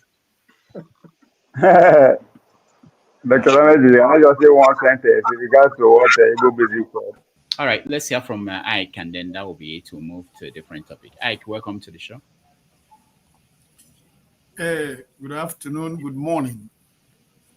Good evening. I don't know from wherever we are joining us. Happy to be back after 1 month vacation. I just came back 3 days ago. And where did you go to? I went to city of Spain. I went to Malaga, and I went to Marbella. I went to Estepona, and I tried to go to Valencia. The day we wanted to go to Valencia was the day there was a lot of rain and flood. So I have to cut my going to Valencia to Malaga City. But I didn't go to Nnobi. Rudolph is angry. Beautiful cities in the hills, you know. So the family enjoyed the vacation. So it was good to be away. So what is the topic? I just came in. Did you, where were you during the election? I was on vacation. Oh, okay. So you didn't know what happened. Okay. So the news is that Trump is president-elect. How do you feel about it? Yeah, first of all, let me congratulate Kenya and KJ for Trump winning the election. This is what democracy is all about. Somebody has to win and somebody has to lose. And that is the beauty and the joy of democracy, right? And I think that when I was talking about Trump, I'm not a Democrat as an Igbo man. We are more 90%, we are more Republicans in nature. But what I don't like about Trump is what he says and what he does. That is my only problem. I don't live in America. So his administration has nothing to do with my life. His administration is not going to affect me in any way. You know, so, but my concern about his statement about what he talks about people, you know, he put down people, right? So that's my problem. But at the end of the day, I think America has made their choice, and he's going to be there as president for 4 years, and that is what it is. So it's a lesson for Nigeria and Africa, you know, for that people can conduct the election, and after about 15, 12 hours, you begin to get your result. And everybody accept the result, right? And that is the beauty of democracy. So I think a lot of lessons for Nigeria, more especially in particular, considering the amount of money that was spent in election in Nigeria, considering what was put into the election, and at the end of the day, one man stood somewhere and turned off the beavers. And that is where Nigeria is today. One man took the power to turn off the beavers, and up to today, we don't know what is the total value, what is the total vote each of the presidential candidates had in Nigeria. But somebody is already a president.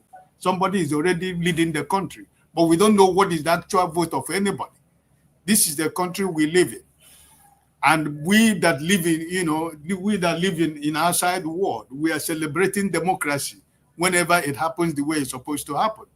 So I think that the world has to change because Trump has his own ideas. He has his way of doing things. I think Europe and America and the whole world has to change depending what his policies is going to be, whether he will continue with his, America first or his opposition to NATO and other things. I don't know what his new things is going to be, but we wait and watch and look and see what happens.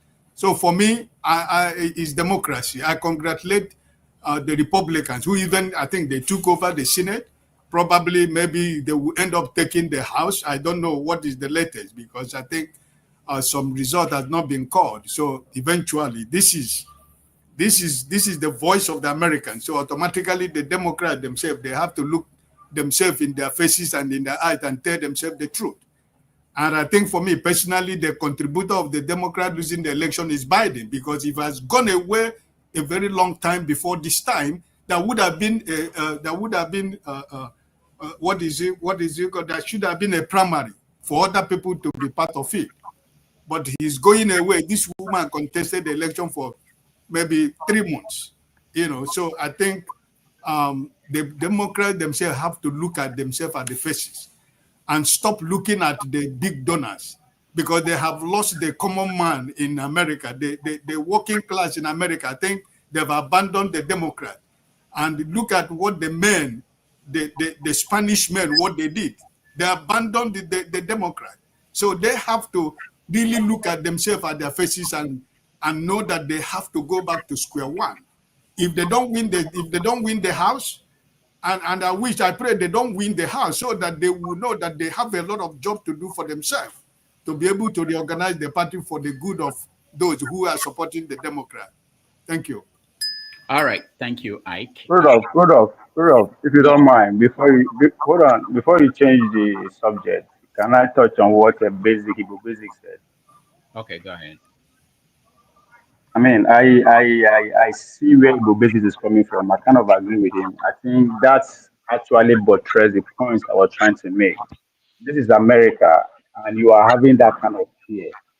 That says a lot to what I was trying to do. Some people are saying, "Oh, you are talking about the elite." There's some section of the elite, but let us not forget the founders of America were not poor people; they were elites.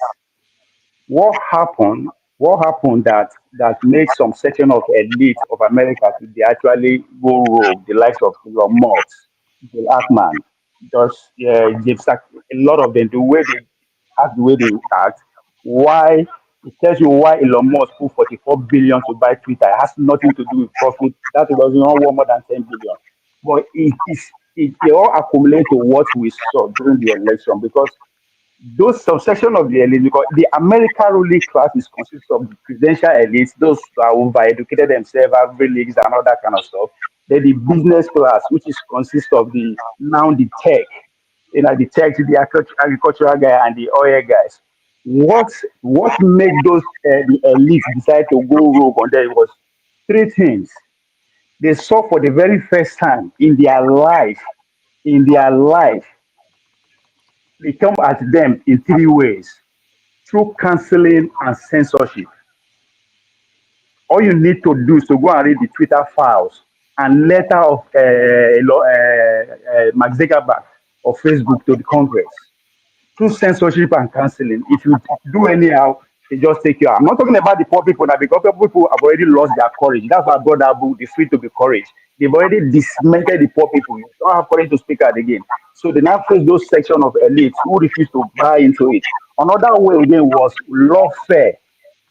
The way they come at Trump himself with all those laws, it scares a lot of them.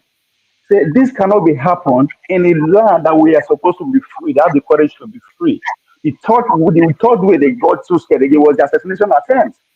We don't seem to be talking about it. That is when a lot of these billionaires say, is this how far we are going to go? So all this cumulated the way you see the likes of the Musk and the rest jumping up and down, it is real. And that's what I'm trying to say. The censorship and everything was actually what has been dismantled. The poor people will not do anything. I'm talking about myself now, the Americans. The courage has been gone. So they now target those section of elites. So that's what we are seeing. The angry elites that go rogue and the amalgamation of the large Americans that come together that give you what you just saw, that give you Donald Trump. All right, thank you. So for us to be scared to speak up in America, that says a lot in 2024. All right. So tomorrow on 90 Minutes Africa, we are going to we're going to have David Hundeni will join us. He will talk about what Trump's return means for Africa's relationship with the West. So if you can join us tomorrow at 6:30 p.m. Nigerian time and 12:30 p.m. here in New York. Then this is something that is just coming up on Tuesday, a special conversation. We're going to have a special conversation with Simon Ekpa on Tuesday. We'll talk about December 2nd, Biafra declaration that he plans to announce. So that will be on Tuesday at 12 New York time, 6 p.m. Nigerian time. So if you can join us, we'll appreciate that. All right. So last thing about this election, just if there's anybody who wants people, because I know everybody will want to. You're muted. Oh, okay. I said You're muted for a while. Yeah, but I didn't know. Sorry. About the election, I said if there's anybody, just two people that want to, if you want to react to what was said, just Yeah, two. actually, I was waiting for the reaction. Okay. You know, Democrats in their world of anger and disappointment, they still go ahead and keep threatening Trump. Their incompetent district attorney in the name of Letitia, is it Letitia James or Letitia somebody? You know, that clueless woman came online on TV and was threatening him that they were going to follow through to making sure that, you know, they brought him down. And I was like, what is wrong with this woman? Haven't you done enough? You know, you were used to try to put him behind bars and it didn't work. And you're coming after he has won the presidency of the country and you're still threatening him. And there you go. His lawyer came out and said, see, can you allow me to use the word that he used? I'm just quoting somebody. He said that if she try it again, he's going to get a fat ass in the prison. I was like, okay, here you go. You know, when you don't know your boundaries, when you don't know what the law is, when you don't know what you are representing or what you are calling for, and they decide to conk your head. Okay, can I the lawyer came out the next day to personally say that he wasn't speaking for Trump, pulled back from what he said. And this is what most people are concerned about, where we're going. The language, the culture that we are accepting, that something changed. I mean, if you disagree with the Attorney General who is saying that, what I think, I live in New York. I think you're in Atlanta. I live in New York. And I think what the Attorney General and the Governor of New York, what they did was to say, okay, this is the reality. Trump has won. We have to put in place things to protect our people in New York against policies that might come from Trump. And they discussed that. So, but for you to react, I'm talking about the guy that was picked as possible Attorney General of the Federation, to come and use that language to say this. And of course, New York Post, they don't really care. They want to sell their newspaper. They put it out there in public.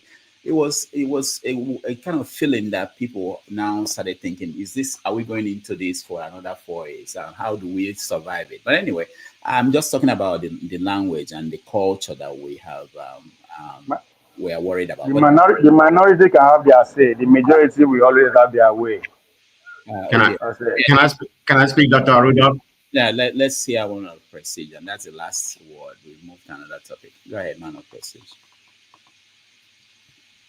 Go ahead, man of Prestige. Okay, thank you very much. Yeah, I mean, I think some people are just missing it. Nobody's crying. Was I paying for the first day? Of course, I was paying. You know, I mean, I wanted my candidate to win, but nothing going to pay me. Not American politics. Nothing going to pay me that I had a sleepless night. I'm going to be lost. So this Trump win is very minor in my I mean in my standard. If we be lost, which I fully invested, I wanted to be to win. I mean, nothing could pay me more than that. So Trump winning. Hold on, let me finish, guy. So Trump winning, there's nothing going to change my life. If it's going to make me more money, it's good. But I just want to make two statements. There's something regarding what just transpired in the last election. When it comes to Trump, Trump has absorbed all kind of norm. Okay, let's make it one. Trump has never beaten a man. The two elections he has won has been women against women. So that's one of the norm. He hasn't beaten any man. Secondly, Trump played a cultural politics. Identity cultural politics, and he won through that, because if you look at what actually transpired, I'm not saying he may not have an economic that may benefit all of us, but he never have any economic policy that was pretty much laid down there. All he was basing about what actually happened, he has the best economy or something like that. But I'm not here to debate about whether he has the best economy. That's already past tense. We are looking forward for the future, like as properly stated. I'm going to support the presidency in the office, 100%.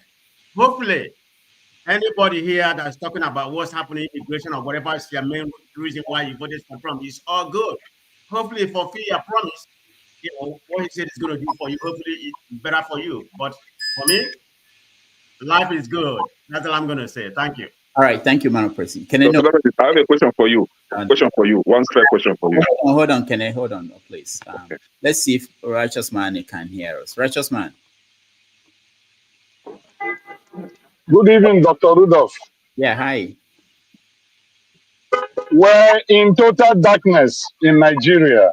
That's my concern. You guys are in America enjoying what other people have labored for. We're in Nigeria. We're in total darkness. For days now, national grid has collapsed. We have no light. Righteous Man, we have contributed here for the number of years we're here too. So it's not just all that's labored. We contributed. And it's not free, even for now. We still pay. If you don't pay, the light will go off. You see darkness. So you pay every month. If you don't pay, you see darkness. So, as regards to the election, honestly, I pitied that woman. I think she had a good thought. She had a good mind to do something that would be beneficial to mankind. As regard to the clash of civilization that we have today, those who are interested in a man getting married to a man, a woman getting married to a woman, those who are interested in animals getting married to human beings, will really feel so bad for her loss. And I tell you, I was crisscrossing Al Jazeera, BBC, Al Jazeera, BBC that night. I never slept. My concern about life is outside the prosperity that we receive from mundane things. My concern about life is the value that we give to what we cannot create. Man cannot create life. If man can create life, those that have died in the civilized world would have been restored back scientifically. But as long as man cannot create life, we have to give value to life and also respect and honor to the creator of life. And so it is not about, for me, it is not about Trump, it is not about the woman, it's not about the Democrats, it's not about the Republicans, it's not about the Americans. It is about the human race. Where are we heading to? What is the prospect of life tomorrow? Are we going to, in our own time, because of political correctness, see things that we rejected in the years past being part of normal life? I have children, I have graduates, I have people that I have taught. I have lived in the Western world. I saw what is being obtained there. I returned back to Nigeria. I am a conservative Christian to the core. And there is no amount of civilization that will take me off from my faith. And so the woman losing, I sat down to ask myself questions. What could have made this woman to lose this election? Not just losing, she lost as if there was a coup d'etat. I couldn't have imagined Trump winning the 7 swing states. I couldn't, in my wildest imagination. But remember, I asked a question that was not answered. I said, who are the real Americans? Because Igbo people say, a na-enwe obodo enwe, a na-enwe oti mkpu, a na-enwe nnukwu mmanwụ. Now, the real Americans are the ones that determines what happens. You can't tell me that nobody owns America. Some people owns it. Some people claim they are the owner. And when it comes to this kind of thing, the owner speaks. I would have preferred that woman to win. Why? Number one, she would have served as the first woman president of America. I don't care about color. Color has never benefited us. In Nigeria here, we are all blacks. But have our blackness or uniformity, have you done anything good for us? No. So it's not about being black, it's about gender. If a woman had ruled America, well, we will know from that perspective that this is what a woman folk can give to the world. So that's just it. And I blame Biden, and I blame the policy of the Democrats. I blame Obama. They would have brought outreach Mitchell. Mitchell was admired all over the world. And I think they would have gotten the result they wanted. But it's just what it is. And we have to live with it. Thank you. All right. Thank you so much. There are just 2 more people that wanted to weigh in. I really have to let them in just to hear. Just a question to you, Dr. Damages. Hi, can you go? Yeah, maybe to the panelists, right? Yeah. Some people, I think about 84% of Americans are calling for voters' card. Don't we think that it's important that Americans, those that are eligible to vote, can really go to the polling booth and use the what they call it, voters' ID instead of what we have in other states where you have candidates go in to vote without any form of identification or any form of documentation. So, what do you think about voters' card? Is it necessary to have such in this country or not? I think here in New York, all you need is to show your ID. I went with my driver's license. I also had my international passport, just in case anybody anybody disturbed me about whether, but no questions. They took your driver's license. So, but when they talk about, you see, the thing is people expand these things as if it's a conspiracy.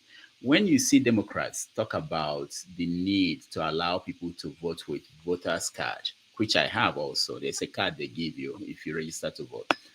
Is that there are some places in America that is not in the cities where most of us live. People live in the cities, you drive, you have a car, there are many people in America who do not have international passport. They don't even have driver's license. You may not have met these people because you are one of us who live in the city, in the big town, and but when you see those people, old women, old men in Mississippi, in the rural areas, you are going to end up, and if you want them to go, you're going to end up having them not being able to vote. If you think it's easy for us to say, go and get your driver's license, get a New York City ID, even if you don't drive, it's easy for us to go and get it. These people may live in a place where they have to enter 2-3 buses to get to DMV. That is 200 miles away. You see, sometimes we don't think about that. It's not that. So isn't this the need for the voters' ID? Voters' ID. Now we're not talking about driver's license. No. Voters' ID. So your argument is supporting what they are calling for, which is the voters' ID. No. Wait a minute, Dr. Damages. In New Jersey,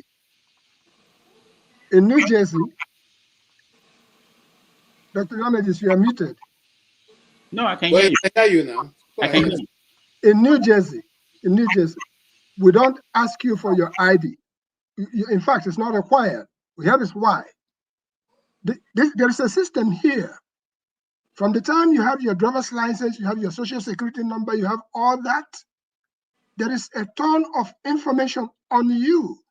It came to the point where they just wanted to move the process forward. Immediately you came in, either you came with the mailer that was sent to you, they'll simply scan it, it brings out your information, and you will confirm that that's who you are. You go ahead and vote. You try to pull out your ID, your driver's license, no, we don't want to see that. It's a whole lot of things, privacy and all the rest of it that is behind the whole process. So you have a system here that has come a long way. It's entrenched. And like what Dr. Damages was pointing out, there are people in America who don't even have driver's license. They don't have any of these things you are talking about, yet they have birth certificates and everything. So there is a system, and that system is what you just saw in action. Okay, sorry, I have another question for both of you. But if those people go to the liquor store to buy liquor, did they show any form of ID? It depends on where, and it depends on how they look. I don't know any state where you don't show ID to buy. No, if you are a gray-haired man, there's common sense application. No. Gray-haired man, you come in to buy liquor in any place. Igbo basics. The way Yes. to look at it. This is, I think, this is the problem with the elite, which most of us here are. If you have I've lived in the South, I know those rural areas.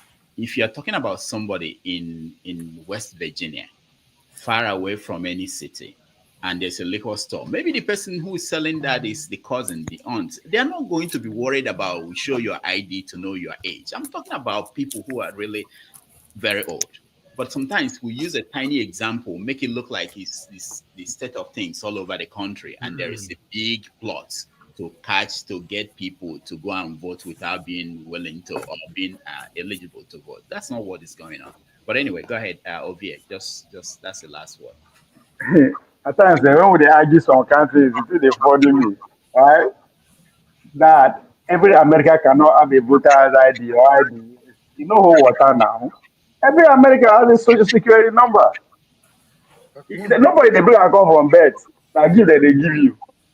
So if they want you to have a voter's card, everybody will have it. This is America we are talking about here. You talk experience and it's dated by over 200 years. If they want to make everybody get ID to get them, everybody have a social security number. Everybody pretty much, so I don't understand why so it's a political thing, you understand? So now who argue the matter part, now go wait. So far, those that don't want voters ID are having the upper hand, period. All right. it wouldn't end this conversation, so we have to move. Oh, yo, Ngozi came in. I forgot, but let me just point out that all the things we discussed, I heard you guys, and it's not just about. It's not one thing that is responsible for the outcome of the election. There are so many things, and there are some that we didn't point out here. But migration is one of them. This what's happening in the border and the fear it put into a lot of people that their country is being taken over by other people. So there are many factors that played out. Ngozika, go ahead.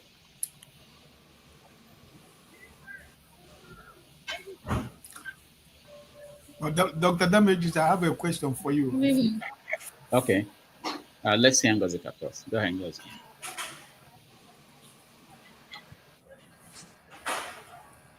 Good evening, gentlemen. Good evening, Dr. Damages. So nice to join you, gentlemen, again. Been a while.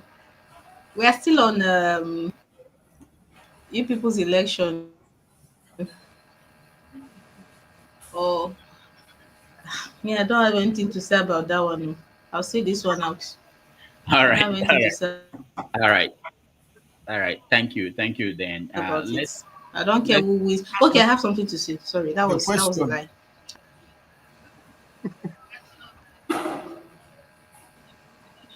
You are muted, Dr. Damages. I was. Ngozika, go ahead. So I was saying, I initially said I had nothing to say, but that was not really true. I have something to say. And maybe it's not good to say it on air like this because it's not being diplomatic. See, I don't care about the US. I don't care about the US. If I had supernatural powers, I would wish I would just have a clear picture of who will cause them the kind of damage they've done around the world. That's the kind of person I wish them. I just want somebody to go and scatter the place. I want them to see and feel the heat more. All these fires, they're always setting all over the place. I want them to experience it more. So if there's somebody that can actually do it, I'm all for it. But it's unfortunate. I don't know if this is the person that will do it, and I don't care. My own is now. I don't know if it is national grid that's falling again. That is my own problem right now. You people's realities are about our own. So that is it. All right. Thank you, Ngozika. Let's move on to another topic. And, I said I have a question for you. I'm sorry. Okay, go ahead. My question, you did say something about immigration. My question is, the people who Mr. Trump tapped into the fear of, illegal immigration. That is one of his key campaign promises. My question now, those people who voted because they want to control the border. My question is now, if there is a mass deportation in the US, for example, what he has been threatening even before, since he has been making the campaign, if there is mass deportation, what is the fate of those Latinos, even that voted for him? Because some of them, majority of their families are in the same situation. So what is going to happen in America? Because this mass deportation, people are looking as if maybe it is only Latinos, but I don't think it is only the Latinos that are going to go through the mass deportation. So I don't know what you think because you are in the US. That's why I say I have a question. Okay, let me just quickly say that Trump is promising to do that. It's not likely that he will be able to do that because of the legal implications of such a move and economic implications. He's going to be advised, most likely, that it's not recommended that he should do that. The last time it was done was sometime in 1950 something, and it didn't go very well. People died in the process, mass deportation. Now, what I think Trump will do is that he will do his initial gara-gara, which is what he does, like the border that the fence he wanted to build. He built only 200-mile fence, and that's it. He will do something. He will deport people who were convicted, who are criminals, he will do that. And then he will come back and say, as a statesman, I've decided, I've done the deportation. I think the people who are left inside are good people now. We should give them pathway to citizenship. They will pay money to us and they will become citizens. So, and that will help the Republican Party to be, and Reagan was the last person that did that. If you remember, 1984, Reagan granted amnesty to anybody who was in America at that time. So Trump will eventually get to that point. Obama wanted to do the same thing. That was why Obama deported a lot of people, but he didn't even have the political capital to blow at that point after his healthcare thing. So Trump will do deportation. He will make it a show. He will make sure that the world will see that he fulfilled that promise. But it's not going to deport 20 million people. Of course, the country cannot withstand something like that. And then what will happen again is he will do that, and then he will do the amnesty, and he will be a hero, and that's how it's going to end. And Republicans can campaign on that for the next election. And that's it. That's what I think about that issue. Yeah, OVA. Spot on, Dr. Damage. I think I agree with you. There will be deportation, but it's going to be largely those tagged as criminals and all that. But again, I think it's important for us to know about this immigration issue, right? That both parties actually use it. Again, now which one succeed past? One went for their emotions, right? So that's why anything where Trump say negative, they amplify them. And the Republicans understand that and they keep doing it. Hence the comedian from New York and all that. So Democrats were hoping that capitalizing on the emotion of the immigrant will stay up with those who are legal here and they will vote for them. While Republicans were able to tailor the tactical message. If you did Florida, if you did where the Mexicans here or they are different from the Puerto Ricans, they are different to the way that they reason, they don't put in blood. So what joins them together is that hustling, that economic reason. That's what joined them together. So the Republicans are able to talk to their physical reality, while Democrats are busy trying to spin people's heads because of their emotion. Why they accuse these people like this? Yeah, that works, but for how long? When reality has to speak loud. So I think that's one thing we should know about the immigration. Both of them, they use and they show up themselves. All right. We have 4 years to talk about what Trump will do, so we'll be talking about them. But the most important thing for people to remember is what Judge Bernard Shaw said, which is that there are two tragedies in life: not getting what you want and getting it. The Republicans and the Trump people, they got what they wanted fully, and they are going to deal with the tragedy of getting it. All right, we're moving on. The next thing is this apology from the boat driver who was assaulted by our lawmaker. Let's watch. Steven Abu Ashiri, the boat driver, that had a misunderstanding with Right Honorable Mascot Ikwechegh some days ago. I still actually want to apologize to him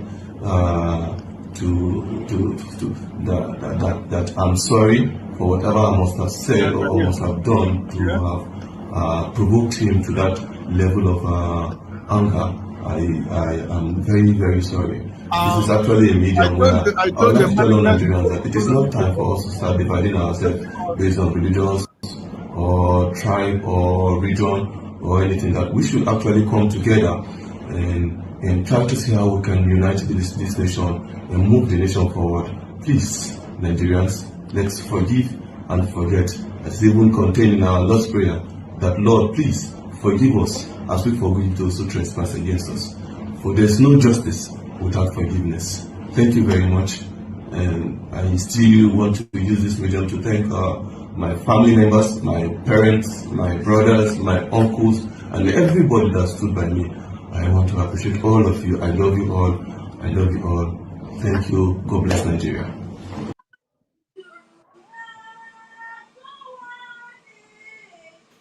I felt so sad for that guy. All right, where do we start? KJ. Yes. See, Dr. Rudolph, see the tragedy of Nigerian state. This is what I always say here. And this is the reason why I stopped taking part in activism in Nigeria. The last one I did was with Adams Ushomole. And after that, I said, I will never do it again. You know why? Because while you are there thinking you are agitating, you are fighting on behalf of the oppressed. even though you have the opportunity of living a better life, I mean, you enjoy yourself and you don't have to lift a finger and things are done for you. And if you need things to be done, you can call people in high places and they get it done. But you leave that exalted place, you go down and say, okay, I want to be an activist. I want to fight on behalf of people. And while you're busy doing that, the people are busy collecting bribe behind you. And then at the end, you are left in the middle of a river. It's not the first time. It's not the second time. It's not the third time. Now, the man sitting comfortably in the leather chair and talking in the person who has slapped him house, drinking champagne or whatever drink they offered him with his brother, because I've gone behind to look at all that, what before this statement were made. And then they now gave him this thing because they gave you 5 million and a fairly used Tokumbo Corolla, which in fact they had to return. The lawyer who brought you to the fore, you look at his statement. They want to thank his brothers, but not the lawyer that didn't charge you, not the very dark man that didn't also charge you. They're not asking for any money. They took the case to court. You didn't even bother to call them to say, look, this is how far, this is what people are saying. You went to balance and you are drinking and eating chicken, okay? And then you are now making a statement. How then do you say that people who are in the forefront of fighting for justice and equity in Nigeria will feel when they see this kind of thing? These are the kind of things that they if you remember, I don't know how old you were, but I think I was secondary school then, when Babangida brought Tai Sholare before the national TV, and we're asking a question. He said, you see, and you say you were an activist. Look, are you not the one who did this? That destroyed the reputation of that man. And he never survived that very embarrassing situation until he left this world. That's the tragedy of the Nigerian system. It has been destroyed so much that if you have money, you can move anything. If you have money, you can be sent to prison, and someone else will go there, be answering your name in prison while you are busy living your life. At the end of the day, when the prison sentence is over, they bring you in at night and stage a television camera show, and then people take you and they say he's coming out of prison. Whereas you look at the person's skin that's coming out of prison, you know that he has never been in the prison for one day. That is the tragedy of the Nigerian situation. I don't know if it's going to change, okay? Because Deji himself, who is the lawyer representing him, had, given him, have said he's no longer going to represent him, had withdrawn himself from the case. And now he can go ahead and enjoy with the bourgeois, because now he's thinking he's a bourgeois until the case is over and the media will leave him. Then he'll find out that he's all by himself. I wish they give him the money and everything before the media leaves him, because once the media leaves him, he can't even afford to have publicity for whatever he thinks he can put forward. Thank you. You're talking about the media. Why will he talk to the media again? What does he need from the media? He's not going to talk to the media. No, I'm talking about the media, because if the man refused to they will flog him tomorrow. I heard the car is not yet with him. The one they brought. They'll flog him. So, sorry, anyway, can you hear me? Yeah, I can hear you. We can hear you. So the car they brought is not yet in his possession. The one they brought, they say had a problem. They are bringing a second one, and then so if now the case goes into the back alley, it's not going to be. You won't have the publicity. Yeah, I know, but it's not in the interest of the lawmaker that anything should happen. He will do everything to settle the matter, and that's it. PDD did this many times, so it's in the same line. No, anyway, no, I'm telling you. You see, PDD.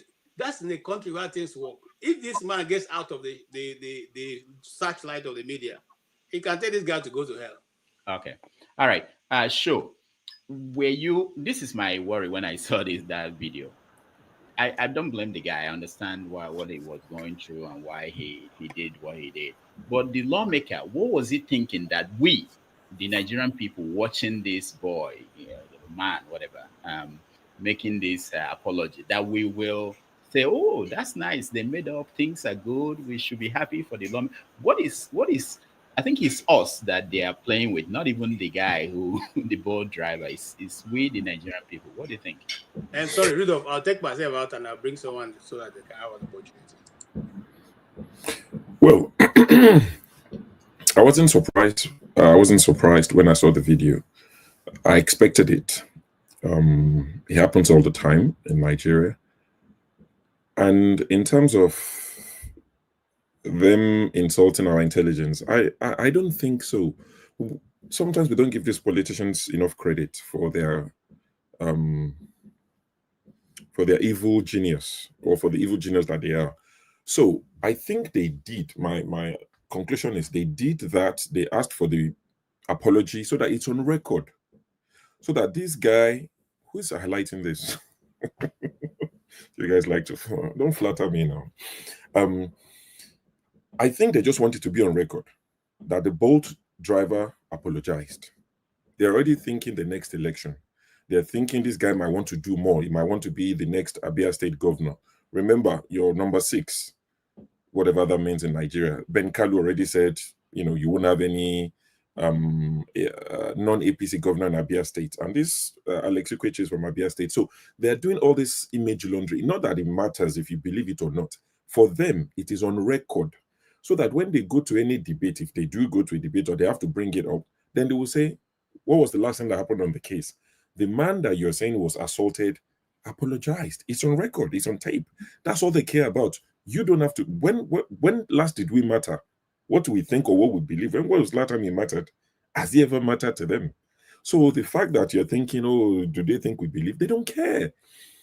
The Berekete TV people, there was a lawmaker there was a lady that went there and said, our boss, who was a lawmaker in Nigeria, or a Nigerian politician, can't remember now, was sexually abusing her, almost turned her into a sex slave, would pass her around to even his friends and all of that.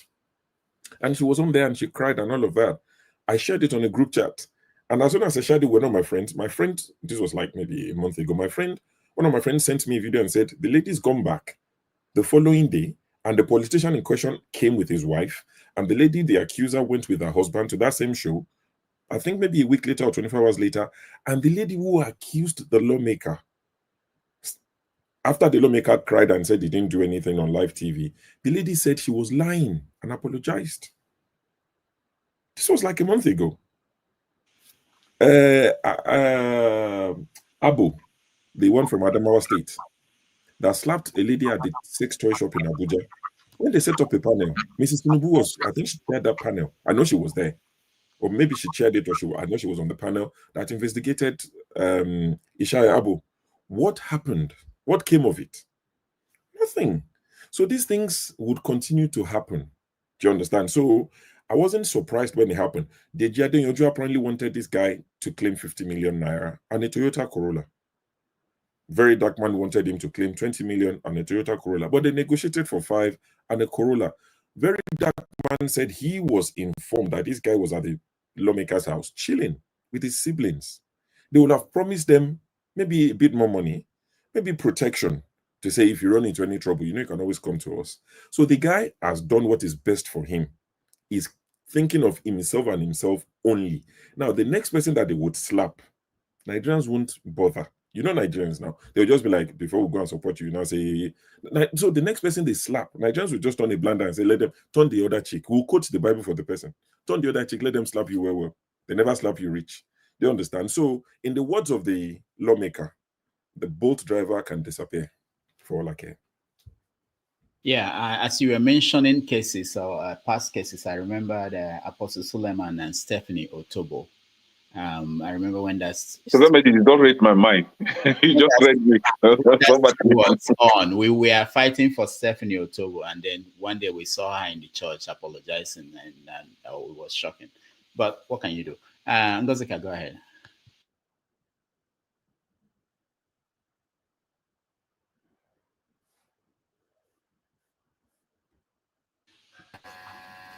When I watching that video, I was just laughing because hello, can you hear me? Can you hear me? Yeah, we can hear you. Go ahead. Yes. Okay, so I don't even know how I feel about that video. Okay, so I don't want to say I understand where he's coming from, because I don't like people who do not have spine. He's a spineless human being as far as I'm concerned. And what he does, I don't know what the lawmaker, we're assuming that he was promised a lot of things. What if he was threatened? What if he was threatened? This is Nigeria. What if he was, if you don't do this, so if he lost you, you will just disappear. I know where you live. I know your mama. I know your grandma. I know your family house for village. Your brothers will disappear. She'll be, oh, maybe people that they work for that cattle ranch go lose the job. I'll make you suffer, and nothing will happen. This is me playing the devil's advocate, because in the first place, in that video that he recorded, only to go, he doesn't, in that video that we saw, the first video that we saw, this honorable member assaulting him, it doesn't look like somebody without a spine. The man seems like somebody that knows his rights and is willing to stand by it. So this whole apology thing does not make sense to me. And the cynic in me is thinking, are you sure they're not holding a gun to his head? Are you sure they don't have his family members somewhere? Because I refuse to believe, but I refuse to believe that they promised heaven on earth. I'm sorry. I refuse to believe that they promised him heaven and he actually and accepted. There has to be something more.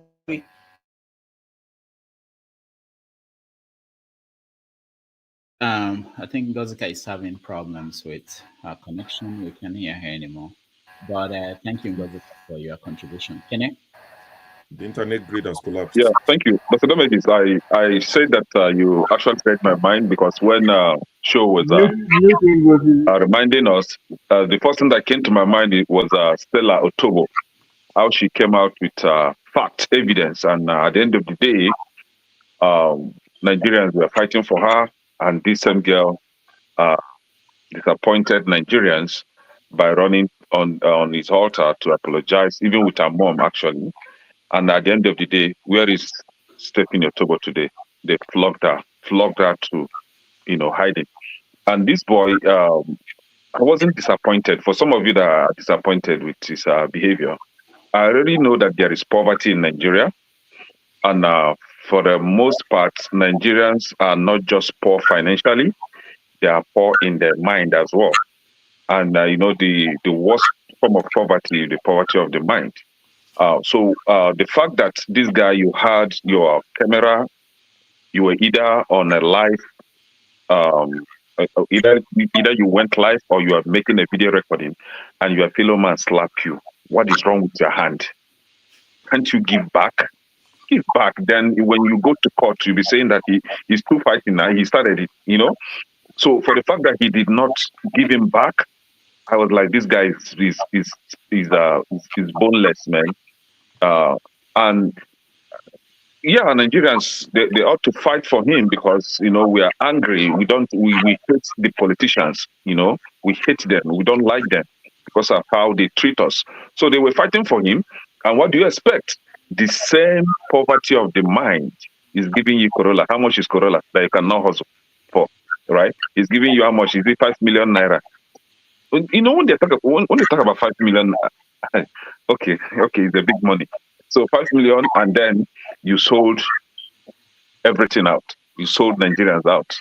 This same boy, mark it today, you will never hear of him again. They will still flog him for the mere fact that he tried to ridicule an elite, right? They will flog him, and by then, nobody is going to fight for him again. No Nigerians are going to speak for him, because he will just disappear, just as the guy promised him, right? So I'm not disappointed. I already know Nigeria is a go-go-gongo country, So whatever that happens, it's fine. It's just fine. I don't fight for anybody. I only fight for my conscience. That's it. All right. Thank you, Kenny. Just to make Dr. Rudolph, sorry to say, I think you have tweaked this thing again and put me last. This is the problem we're having with this platform. If you don't retweet this, I'll go out of this platform. I'm sorry.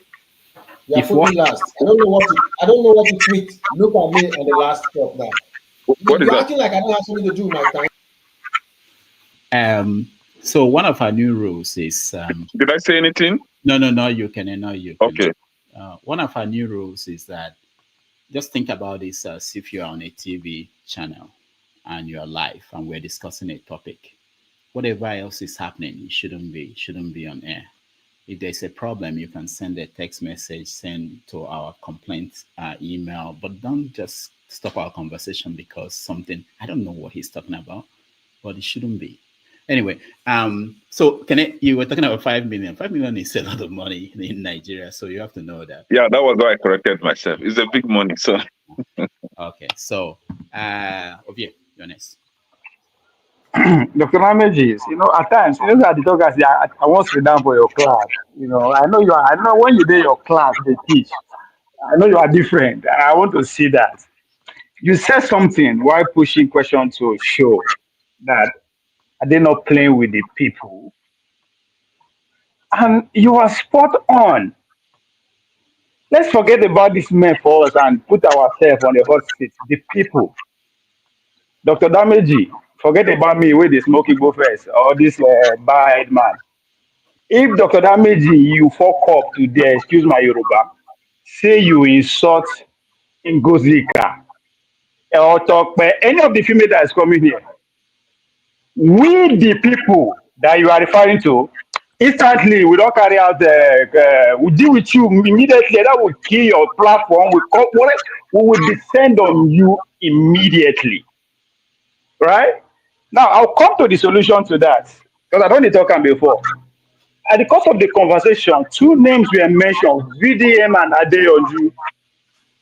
VDM, okay, let's say, okay, Nigeria no rich, right? When anytime when injustice is done, we could ask for money, right? Asking for money to say, okay, it will happen again. That's exactly what I'm saying. Then the lawyer Adeyoju, which I expect better for him to be pushing law because examples we are giving up on example means it's not new. If he cannot suggest law, what law can we push? Or what law can we the people put in place to checkmate these people? Because what the elite, the Senate, what they are doing is actually protect their own. It's no longer about the man himself now again. It's about the whole Senate and all the elite. They are trying to protect their own for future reason, right? So if anything that these people do to us, all we could think of is money, then we will never even start. I recommend the people's law. How we go take do with Dr. Dameji if he fuck up? What can we do the same thing to these people? Can we do it? I need to. Is it that complicated? Because as I said, if Dr. Dameji just miss here before he finishes the statement, before the show finish, I guarantee you this show will never remain the same again. A lot of people will unsubscribe. They go begin. So every evil thing that you can think of will be suggested. After somebody say, "May go ahead," right? So the people, with the people, it's our time. That's why I just say, let's stop looking for president. Let's look for somebody who can articulate our problem and find solution within our problem first. We implement that and move on. Because this man, all we need to do is to carry out a campaign. Should never be elected again. It's as simple as that. I mean, can we do it? Because I get money, another country I go to sponsor. That guy should never be voted in again. Simple as that. If they like, they do it. I want to do it. No, that will send a deeper message.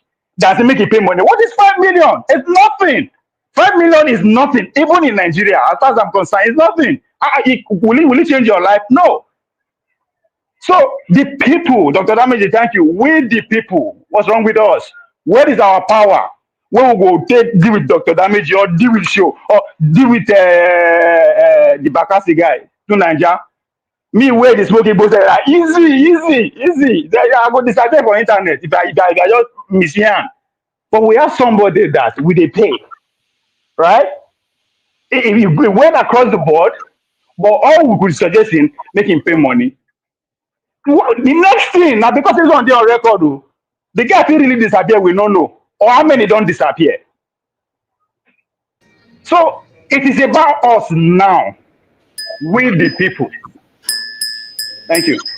All right, thank you, Ovie. Let's go. So don't forget the people's law. The people's law is very important. All right, Igbo basics.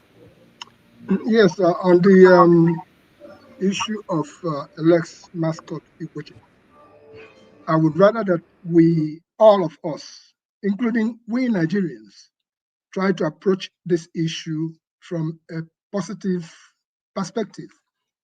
Everything is not negative. We cannot stay wherever we are and assume whatever it is that happened has happened. We all saw it. on live TV. The reason why I actually came on for today's show is to state the fact that, number one, Alex Ikwechegh is my kinsman. Hello? He is my kinsman. I'm from Ibere. And we have other Ikwechegh also from Ibere, including people like Commodore Amadi Ikwechegh, late, including people like Justice Abike Ikwechegh. And these are stellar characters. I know Alex Ikwechegh personally. I know his father. His father was a man of exemplary character. Ibere people are people of solid integrity. What I will say is this: all of us, including you, me, pray that on the day of your height of heights, that the devil will not visit you. Because at the twinkle of an eye, even a reputation you've been struggling to build, you can see it disappear. No matter what it is that triggered you off. Let us not forget, something led to all that happening. But that notwithstanding, that's where you as a human being can now hold yourself back, especially you being in public service.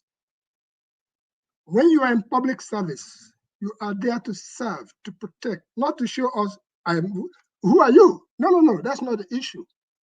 So, fellow Nigerians and the world over, I have stated the fact clearly.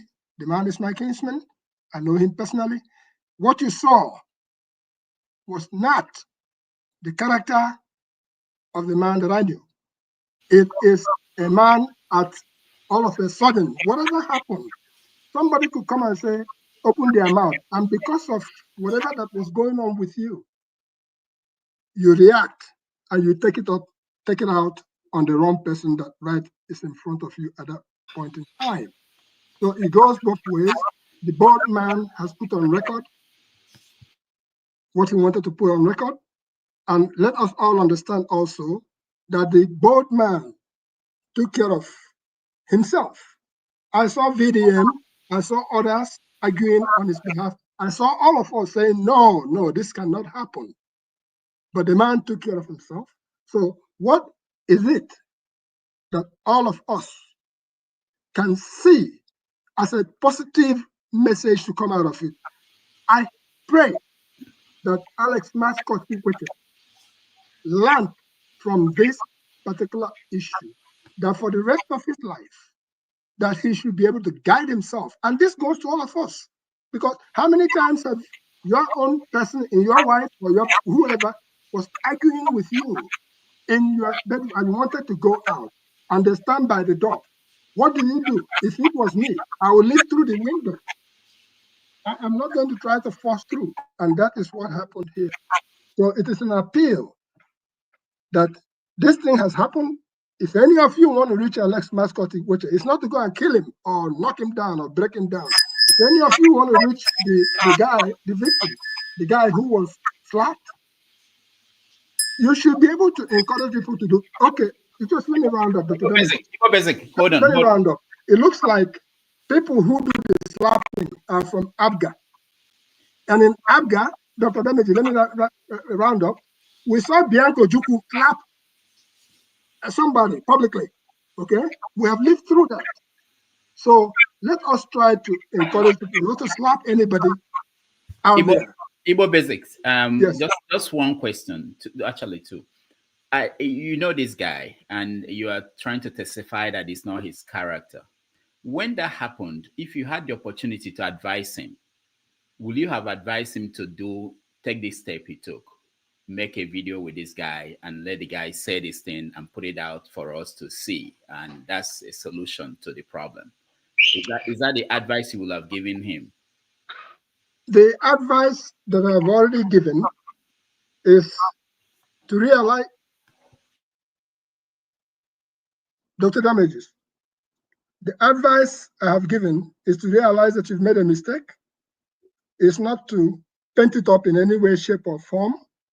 Get out there, apologize to Nigerians, including you and me. First of all, I apologize to the gentleman to whom you have this confrontation with. Do the apology so that all of us know that that's who you are. But do learn that you have to watch yourself. One more mess up, you're toast. And that's all I'm trying to say. People should not slap anybody in Nigeria. Don't forget that we are in a country where people will hold people for tie. They do them up to tomorrow. All the way from the time of K.M. Badiwe, boom, shoot them. We've seen those things. Let all Nigerians, please. Dr. Damage, I want to ask us in this show, not on the negative side, but on the positive side, what can we do to ensure that our politicians, including Alex Ikwechegh, do not do the kind of public shit that has occurred?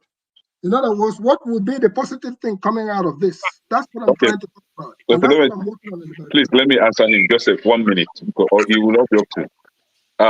Oga Igbo Basics, sir. Sometimes I don't know how we try to really condemn evil when we see one.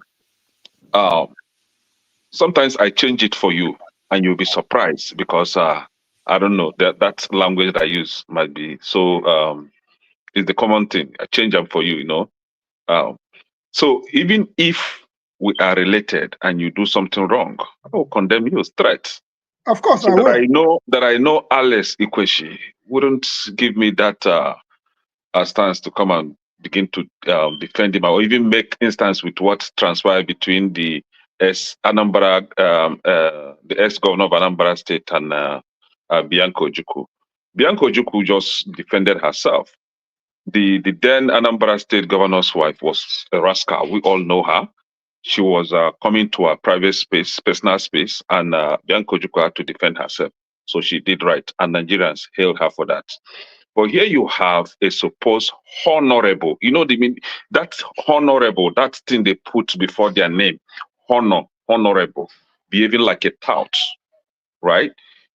Threatening one's life. You know what it means by I will make one disappear. So if we want to stop them, Alex should be taken to court, sent to jail, because he beat up a citizen, and he's not supposed to do that. It's against the law. That is a criminal act. And then he threatened his life. So should anything happen to that guy within those days that he threatened his life, Alex will be held responsible. Don't you know that? So to stop them, meaning that we all must join hands to condemn evil. By setting an example with this Alex, and there is this one Elijah Dabo or whatever they call him from Adamawa, those guys should be used as an example. And these are the youth that we are calling for youth takeover, but they are behaving like tout every day. How am I supposed to support the youth then? When the so-called elders are behaving better than the youth. Thank you, Kenny. Thank you. Let's go to Man of Prestige. Go ahead. Thank you, everybody. I think I'm looking at what actually transpired with this guy, you know, in a more expanded, you know, spectrum. Because what actually happened is an epitome of how Nigeria's people, you know, common people has been baptized or, you know, wicked, whereby they submit to the authority regardless of what happened. I'm going to paraphrase. So this guy said, I'm apologizing to you for provoking you. So because of the anger you made on me, I take responsibility. So in other words, he's blaming himself. What does that tell you about Nigerians, you know, Nigerian society as a whole? That's the angle I'm looking at it. Not because this is an isolated case, being one person that happened, and we know it has happened several times. But it shows where Nigerian mindset people are. I mean, to the extent you didn't even consult the lawyer that was representing you. You expect that person to come and represent you, forgetting about professional integrity. That's why, you know, the guy withdraw. I'm not going to represent you anymore. I mean, you have to maintain your professional integrity in that regard. It's just about Nigerian space, you know, that baffle me. That nothing is going to, you know, we submit to the so-called politician, people in charge, you know, without no consequences. So what's going to happen right now? This guy, you know, there's no consequences. I mean, the public can talk about all they want. If the House of Representatives or where he served didn't take any kind of measure to punish him, then if he become president one day, you know, I mean, he's going to have the highest impunity to do whatever he wants. And what does this say about Nigeria? Yeah, I mean, I've been exonerated. That's the way I'm looking at it. So, in a nutshell, I'm just looking at it from a expanded point of view of where we are in Nigeria. You know, the mindset of common Nigeria. I understand that things are very hard in Nigeria. Maybe the 5 million will do him good. You know, the motor, whatever the car they gave him, will do him for the rest of his life. But it's more than that. Like Ngozi properly stated here, you know, I think I'm leaning towards that. It's not just the money. Maybe they have threatened him for for the life, because they say they consulted the family. So he's that's pushing. That's pushing it. That's what Can somebody speak to, please? Man of prestige. That's pushing it. That's what I was advising, that we as Nigerians look at these things from the positive side. Okay, let me finish that. So if the family has advised him, go ahead and take the money, take the tokumbo, whatever they give you. Their life will be better that way. Of course, he took it. So I don't know how long that's going to make his life better, but it's more than that. It's more of Nigerian space, you know, Nigerian people in mind. Thank you. All right, thank you. Let me just point out that you see what happened now when Man of Prestige was speaking and Igbo Basic felt there was need to respond because he thought he was reacting to what he said. That can be acceptable. What is not acceptable is to have somebody far away doing the job of the moderator, which is what Henry tried to do.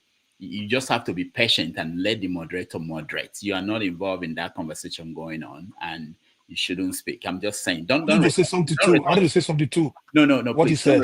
Don't respond to me. So that's the way it should be, so that we can make this place look better for people watching at home. Please. All right, Flagship, go ahead. And thank you, Rudolph. So here's what I want to say.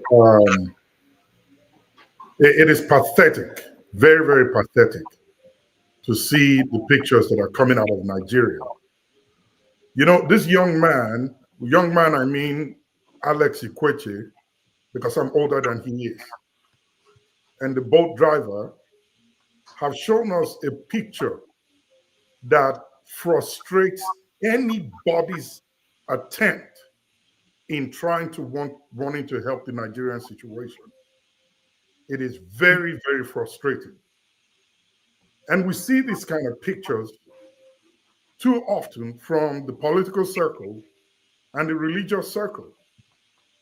And my thought is, we want to pray to God for a way out. And here is God giving us answers that we could use to channel our way out of the oppression and repressive nature that our nation is. I mean, that we, the people in Nigeria, are in. And we turn around and throw it out of the window and say, that's not what we need. God, forgive him. Let's go move on. How long are we going to keep doing this and remain in this same situation that we're in, thinking and hoping that one day, magically, things will change? We keep forgiving and forgetting about oppressive attitudes and behaviors on us from those who came to our nation or our continent illegally, and now to those supposedly that are leaders or supposed to be representing us in government. 5 million naira and a car that has not gotten to you yet. That 5 million naira has evaporated into thin air. It is nothing. If you compare the Nigerian economic situation today, that 5 million naira is chicken change between that man and his church that he's going to pay 10% to, and then his family members that he's going to give 1 or 2 million here and there, and his friends that he's going to distribute some others to. He's back to where he was before, maybe even worse. The House of Rep member that has said he can make him disappear, that is not a mistake, Mr. Mazi Igbo Basics. That's not a mistake. It is a common practice that has been enshrined in the Nigerian culture today. And everybody that seems to have one sort of control or power over somebody they consider their subject does, from politicians to religious leaders to even the man that has a house help at home. This same thing continues every day. How long are we going to keep forgiving and forgetting about it? This is a way out. This guy, this boat driver, just disenfranchised millions of Nigerians who are suffering the same thing that cannot come out of it today. And yes, Ngozika spoke my mind. That tape seemed like that guy was forced to make that statement. It didn't come out from him. Is that how somebody with a genuine mind of forgiveness and wanting to be the Christ of Nigeria, to preach to Nigerians, to say, hey, forget the oppression, let's keep going on. Anybody that oppresses you tomorrow, just forgive and forget. You will go around the same circle forever. I may not even come out of it for your lifetime. So you accept 5 million naira and a car that has not gotten to you, and you went to his house to accept whatever drinks or entertainment he gives to you, and turn around to tell millions of Nigerians that cried out on your behalf for the oppression that you recorded and called on Nigerians on, to tell them that, look at what this man has just done to me here in this place. You are turning around now to tell them that your cries and your efforts are useless. Forget about it. Let's move on. We saw this thing in the church not too long ago. The lady that went there to testify and said she graduated from law school, and how she was abused verbally by a religious leader. The nation ramped up behind her. She turned around the next day, told everybody to forget and move on. And when they dumped her, she came back again to say, oh, please help me. I don't have nowhere to stay. How long are we going to keep doing this? And KJ is right. When you see these kind of things, you just want to turn a deaf ear. Don't listen to them.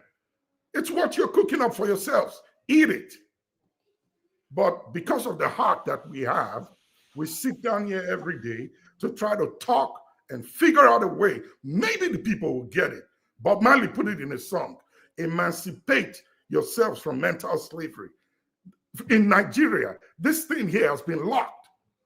The reason why this guy gave him 5 million naira and a car is because they see that this could be a way for the people to take power from us. If they push this thing hard, if this guy pushed it hard, it will correct the anomalies that is going on there in Nigeria as we see it. But here we are talking about, he's my kinsman, so let's forget it. Let's look at the positive from it. There is no positive in it.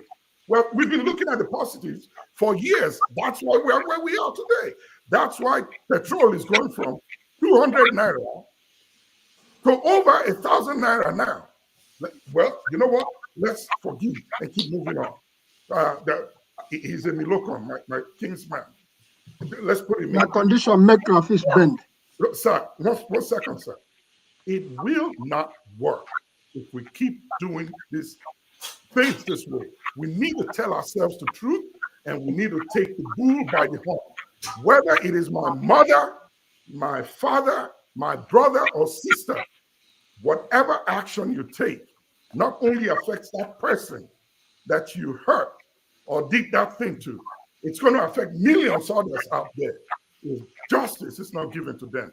So we need to stop this, for lack of a better word. It's my person, so forgive and forget. Let's move on. I bet you he's going to do it again. This one was put on camera. So we need to speak the truth and take the right action. Sorry, can I get 1 minute? Yeah, KJ. Just 1 minute. Okay, go ahead. I want to count the people, Nigerians, who have suffered the same fate. Remember the military girl who was put in body bag after being raped and zipped, okay? Remember the guy, the only person who have been able to hold to the end is because it was not done in Nigeria, was the guy who was supposed to go and be his kidney harvest in London, who was held. I mean, the person was held and eventually the law was brought to pass. And the reason the reason why that was done was because outside of Nigeria. Remember, the same thing that happened that brought this case to where it is because the said man refused to pay what was agreed, which is very little of all his wealth. This Uber man who went to this house, irrespective of what you think he has said to you or done to you, because he's not under your employment, you should have simply paid him his money, and all this will not be there. So you see that they will want to continuously oppress the oppressed until you have no mouth whatsoever to say anything. And that is where we are going. There's one other case I'm trying to remember, I can't get it off my head now. So these things have been going on for a while. Remember, there's also the House of Rep man in this thing who went to a sex shop and beat up the lady. We mentioned that. Yes, sure. And then there is another rep man who lost election in the north, and when the village head who he said took his money to make sure he gets vote, he took the man up and slammed him on the ground. That's why you get that Douala Sanu. That's why you get that voice this thing from. How long will this continue? All right, thank you. Before we continue, let me just point out that the monster that we're dealing with is not a small monster. And it's easy sometimes for us to look at it from where we are. Most of us are abroad. Somebody can decide that they don't want to be a hero, our hero. And you have to also understand that in a country where people sell their kids for 300,000 naira, can you imagine what the other alternative will be? It's important also to point out that the story that I read all the time that it baffles me is when house helps are tortured and these women are picked up and they are being interviewed. You see them apologizing at that point, but then it happens again in the next day, and it continues to happen. So I don't think we are learning any lesson, even if we could push this to the top punishment level. But anyway, Jefferson, you're next. Okay, let me be very, very fast. KJ, I agree with KJ. Kenny, I agree with Kenny. By the way, Kenny, congratulations for the new direction. I've always wanted to say that. Thank you, brother. And of course, it's obvious, but choices have been made because no matter how we think, everybody will make their choices. Then flagship also, I want to thank you for what you said so far. Igbo basics. Sorry, I don't want to attack anybody, but I just have to say this clear. Yes, we all know that people have their personalities and we have our ups and downs. But there's a saying, even in across African culture, if we stand by African culture, whatever is wrong is wrong. We have to deal with it. Most times we always want to lie to ourselves. I don't want to face realities. It was very, very clear that what House of Rep did was very, very wrong. However, and it was wrong in all ramifications.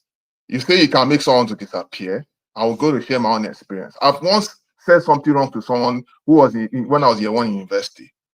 An elderly person who was in the same class with me called me by the side and told me the implication of what I said. He said that if anything happened to that guy that I said that I'm going to show him and he dies and they do investigation, they will say that, oh, because of what I said, that I will teach that guy a lesson. They will see me as one of those suspects. And when he talked to me that day, since that day henceforth, I learned the bitter lesson not to say things like that to people anymore. Unfortunately, it's not the same with our politicians. They feel because they have the armed forces, the police, the army, the chief, the defense, they have all manner of security apparatus. They just feel they can behave anyhow they like. And has become a norm. And it's because of all these security apparatus. That's why most Nigerians are afraid to really want to really come out, because they feel that these people can empower them because they have the guns, they have all those things. Except one day God will empower them with more courage to overcome. So what am I saying here? Unfortunately, because we are leaders in various positions, we have abused those offices, and the abuse has happened for years. There's abuse at all fronts, and what we are doing now is what they call damage control. We're just managing the damages. You see, We are just barely surviving. You know, now people say, oh, 5 million is not a small money or whatever, right? I think someone says about 5 million. Unfortunately, in Nigeria, it seems to be like a big and a small money at the same time because of circumstances. You know, we have not matured as a country whereby even if someone offers you 1 billion, you say, to hell with your 1 billion, I must have justice. How matured are we? We are not matured because, like Kemi rightly said, we are poor in spirit. We are poor in spirit. It's just what it is. Assuming there's a way we can be matured and say no to all these things and damn the consequences, it will help a long way. And then amongst we Nigerians too, how ready are we to even say, okay, let us support the cause and see there is justice and not be compromised? That is equally lacking within our sphere. And that's why, and that's why I can conclude to say that is a reflection. This thing I've seen is a reflection. If someone wants to fight for you in a country like Nigeria, you will see someone who is ready to double cross you because they always want to, because of what they want to get. And I will say it's a black man problem. We always, as a black man, we always want to see how we can double cross and bring down our brother and truncate the struggle. And it is what is haunting us today. And that's why even the outcome of what happened in this thing, I'm not really surprised about it. I'm not surprised about anything. It's just we need to go back as a people to review our values. If the real African values have been lost and we are not telling ourselves the truth, we don't want to stand by the truth. And we cannot continue to deceive ourselves. We can't continue to deceive ourselves. And if we don't correct it, we are going to crash land. There's no two ways about it. Thank you very much. All right, thank you, Jefferson. Right. Yeah, I think everybody has spoken well, but I just want to respectfully to my elder brother, Ibobesi,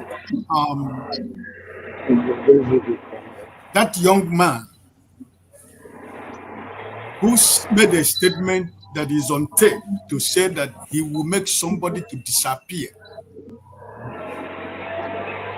I think that it is because the system is rotten from the foundation to the top. If not, that guy, they're supposed to have fired him from the National Assembly. He loses his seat. He goes to Abia State. He loses his seat in Abia State and as a member of Labour Party. Because these are the kind of irresponsible young men who took advantage of the popularity of Mr. P2B and became members of the National Assembly.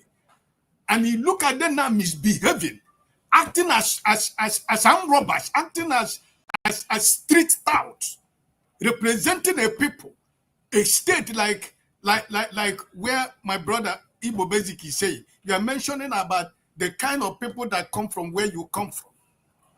And this young man was saying what he was saying boldly on the tape, that is going to make his fellow Igbo man and fellow Nigerian man to disappear. That guy, by now, the law of Nigeria is supposed to be in prison. But look at the way look at what is going on. And Ngozi says something, probably the guy has been threatened. But if you are threatened, you should be able to speak out also. That you are coming to do this apology because your life and the life of your family is in danger because the young man is threatening your life. But like what Flagship I've just said right now, where are we to stand to fight for who? This young man has sold the credibility of honorable, and he can never, like Ovia said, will never ever.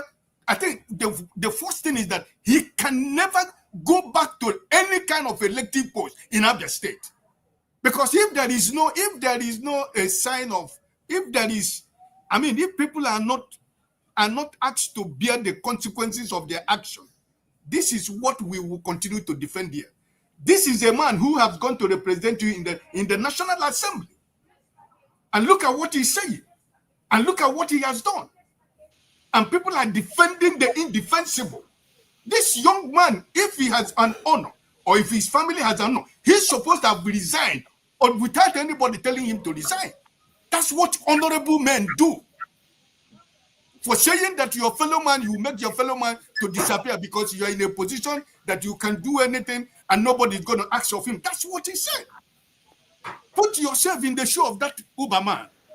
If you are the person that somebody told you, because he feels he has power, he has money, he has connection, he has everything, that you're going to disappear.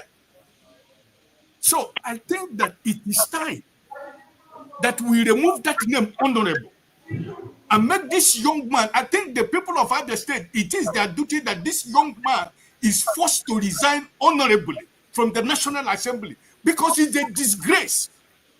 All right. Thank you, Ike. The guy is from Abga, not Labour Party. That's one. I'm sure as you speak, a lot of people, police officers on the streets in Nigeria are saying that people will disappear, they will kill people and nothing will happen as we speak here. It's not an excuse for what he did, but we have to also be careful, make sure that we know that it's in us. It's something that is in us. Most of us, when you see people talk to people who lower than they speak that way. Nigerians, I saw a lot of that when I went home. I'll get to you next after Henry. Henry, go ahead. Dr. Gami, Yes, I was saying. give me a second, Dr. No, you give me time to talk. I'll give you. No. Henry, Let me talk first. Henry, hold on. Henry, just No break again. No 5 minute break. hold on. So Henry, just let me speak. When I say, if somebody's speaking, let me respond to them. Igbo Basic, I'll get to you. I want everybody to speak because most likely you want to respond to them. So let Henry go ahead. So, we're all looking for a better Nigeria, better society. This same Nigeria, Peter Obi want to be president. Then somebody will come one day, will say, this person who commit crime is my kinsman. We should forgive him. In America, where you live, or in the country where you lived, such things can never happen. Never. So they should forgive this kind of man who call this man names. He call him whether monkey, gorilla, whatever I call him. And he could not look himself in the mirror that he's albino. He's something a following man like that. He slapped this man. He said, I slap you. Yes, I slap you. It was record there. He tell this same man, I will make sure you vanish. I will lock you in my janitor room. Nothing will happen. So our elderly man will come in social media, in the public forum to say this person is a good man. No, that man is a violence man. He should be kicked out from AGAP, what they call him. He should be banned from holding any government official, any post in that state. It's not a role model for the young generation. He's a violent man. He's supposed to be kicked out. He's supposed to be arrested. Now we are talking. For the young man to come out publicly to say it provoked this so-called dishonorable. Because you don't call this kind of people honorable, it's dishonorable. That it provoked him. That is why it's somebody who have brain, who think twice. We know that this guy was on pressure. It's not the man didn't come publicly to say, "Oh, this man, I made a mistake. Please, you should forgive me." No, they force him, and the poor mannered man, because his mind is poor, he could not even stand the ground, hold the ground to say, "You know what? I will collect these things they say they're going to give to him, but I'm not going to apologize." Because somebody like me, you cannot bribe me with not €1. I was in Nigeria before I traveled to Western country. Things like this happen. They have to stand on that right undertaking. This Agbero New Benin there. We have to. I beat their chairman. They come in group. They want to attack me. My uncle, who is a colonel then, came. They took them off. They have to act undertaking. Till I grow up, become old, and die. Nothing will happen to me. They did it. You don't threaten people like that. Say you vanish this person. You let him go free, and come out the next day to say, "I'm sorry, I provoke him." And somebody will come here and start defending this kind of people. We don't need this kind of people to hold posts in that country. We want a better society. We don't support criminals like this kind of man. It's dishonorable. We don't need him. Peter Obi want to be president one day. You people come out here and say it's my kinsman. They should forgive him. We want to flush all these kind of people out of this society. What he did is wrong. If it happened in Germany here, that man will be in jail. They will sue him, and that guy will get a lot of money from him. But we should make sure that man, that so-called dishonorable, never again to hold any post in that state. Anybody from Abia State should do that right now. We should campaign against this man. Never, because the guy is violence. You cannot even. There's no remote. There's no remote to say. There's no remote to. He don't even make any remote to say he made a mistake. It didn't come out to say I made a mistake. I will not do it. It did not even come out to feel that he did something. So somebody will come and start to say it's my kinsman. It's not like that. This guy is a violent man. You should kick him out from that party. Never again. Period. Let's call it spade a spade. Forget about my kinsman. I don't give a F about it. Thank you. All right, thank you. Just a fact check pointing out that the man apologized. That doesn't mean that he shouldn't be punished, but just to correct what Henry is saying. You apologize. Sorry, give me 30 seconds. I know you apologize. That's not the way. He came out to read paper for you to read. Is that to apologize? To read the essay? No. Okay. We don't want him no more there. You should kick him out. All right. Thank you. Chimionis.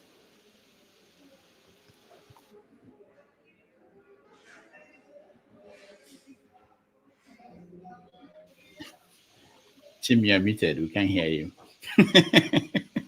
This is what I don't know. Hi,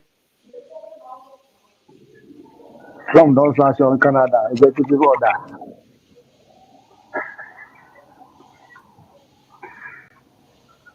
can you hear me? Yes, you can now. Okay. All right. Thank you, Rudolph, and greetings to everybody. My internet is acting up, but if you can hear me, it's okay. I can see there's a bit of delay on my system here. We all have tips. My teeth, like Botwai said, everybody is defending their teeth. Let me start first of all by saying our threshold for compromise, and Flagship put it up in a better way. In fact, I was going to shut down and walk away. I said, okay, Flagship has said everything, but I still, you see, this whole concept of compromising unnecessarily is what is not letting us move forward. There is always an opportunity to correct evil, but consistently as a people, we have gotten to that threshold where we are unable to finish. I'm trying to avoid using the word fight, but basically a fight where even our so-called P2B was not able to fight the fight very well. I want to go back, and it's ingrained. There seems to be something with us with move on. I was going to sing one song for us, but Rudolph doesn't like church music, so I decided not to sing the song. Wait, this is how you say. Sing your song, Okay. Move on, don't be frightened. Nigerians who know that song, the Christian song, move on. We have this move on mindset. And nobody's saying don't forgive, but there should be consequences for even God, the creator, that forgives. There is still consequences. Yeah. There is still consequences. It's not as if when God says, I'm forgiving you, he forgives you. In other words, for eternity's sake, he has forgiven you to not be held, but you will bear the consequence of that issue. And we don't seem to realize that the only way, and Flagship put it up properly, perhaps the God we are praying for every day says, okay, he allows the situation like this. Guys, another opportunity for you guys to fix this country. Let's see how you handle it. Then we bungle it every time. And then, Igbo basics, you are my daddy, but sir, on this matter, you failed it, sir. If I was issuing you YEC grade, na F9 or na F9 score for this matter, sir. Respectfully, sir. Respectfully. See, listen. Who remembers Senator Al Franken? Those of you who live in the US, you remember Al Franken. Mm-hmm. What was his sin? What exactly was Al Franken's sin? If we can remember, they forced that guy to resign. The guy was, let me explain myself. Everybody said, we don't want to hear from you. When the Democrats realized that I think it's Massachusetts, people of Massachusetts were not interested, they told the guy to step aside. He lost his seat. That guy used to be a fantastic. I don't necessarily support Democrats, but he was one senator I liked. They forced him to leave just because of something he didn't know. In today's world, it become a big deal. And I can bet you he didn't even do anything intentionally to sin, but they told him to step aside, and he stepped aside. You see, that guy. The biggest way to start holding political office holders responsible is if they had set a standard with this guy. Number one, suspend him, investigate, find him guilty. I know our law when it comes to recall is not very strong, but look for a way, because now it's a political issue, to tell his party to say, you know what, we can give you a chance to go and replace him, but this guy needs to go. And that would have been it. Now, back to this guy who chickened out. I know it will be easy to say, oh, hunger and everything. Even he himself is a sellout. And I will tell you why. I have said it here on this show that basically most Nigerians are waiting for their turn. There is this concept of when it becomes my turn. Because you are waiting to become governor, you will not criticize the governor whose hands is in the cookie jar. Because tomorrow, when you're the governor, you want to have a free chance to have your hands in the cookie jar. So you don't criticize the guy who has his hands in the cookie jar. So people are always, when it's my turn, I don't want to be accused. I don't want to be accused. That is why we compromise every day. It's painful to see how society was fighting for this fellow, and he gave us the middle finger. Told everybody, pardon my use of word, Rudolph, but let me say, fuck you. Told us I said it on air. Told us to go and do whatever it is we want to do. So I think, again, we have come back to that point where we say it's not even about our leaders, it's about the people. Right. About the people. Right. Every day accusing leaders. It's about the people. And I'm going to end here. We had hailstorm here in Calgary in August. Heavy, my property was impacted. My son's window was shattered.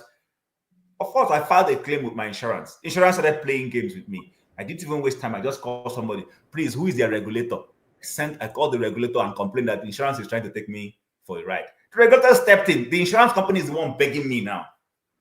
They're the ones begging me, chasing me now. Anything I ask for now, they're going to give it to me. But Nigerians, we don't have this capacity to stay on course and fight something objectively. We give in too easily. Same thing we did with the election. Easily we give in. And when I'm saying now, somebody will say, because, listen, I ran away from Nigeria because I got tired. I have fought many battles and was punished. I've been denied promotions because I was termed heady.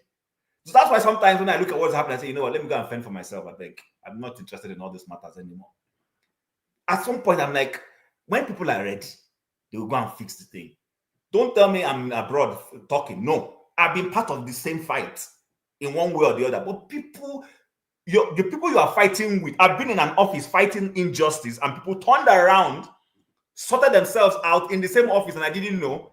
And I was one punished, scapegoated. And I said, really? Everybody moved on. Since that time, I don't follow crowd anymore. If you have a problem, go and solve it with yourself. But if I have my own problem, I'll go and fight it. I'll fight for myself. I will fight it to the level I can fight it. So I think the message in this, the takeaway for Oga Igbo Basic is that we have a low threshold for wanting to see an issue to the concrete end. We need to start learning to stay the course, to follow something through to the end. If we cannot do it, Nigeria will not change in a million years' time. It will still, in fact, it will get worse. It will get worse. And the easiest person to call out, if we're objective, is your brother. Yep. Because if you can't call out your brother, you lose the moral right to call out someone else. That's right. You lose it. But if you can look your brother in the face and say, sorry, you didn't get it right, and people know that, oh, he called out his brother, or he called out his brother. The day is not your brother. They know that you have nothing against the person. They know it. So I think I will leave it there, because I'm not sure I can. Everybody has spoken. I just need to add my voice. Otherwise, I would have just left, because it's painful. Rudolph, that's all I have to say. All right. Thank you so much. I like what you said. The easiest person to hold accountable is your brother. And not just that, the easiest one is that if you don't do that, when other people are misbehaving, you don't don't have any justification to. So that's very good. Good. I have a question for all of us regarding this case. Excuse me. Obie, hold on. Rudolph, can you put me in the backstage? Okay, I want to hear Righteous Man, then Ovie, and then we round up, and then we'll give Igbo Basics the chance to conclude. So go ahead, Righteous Man.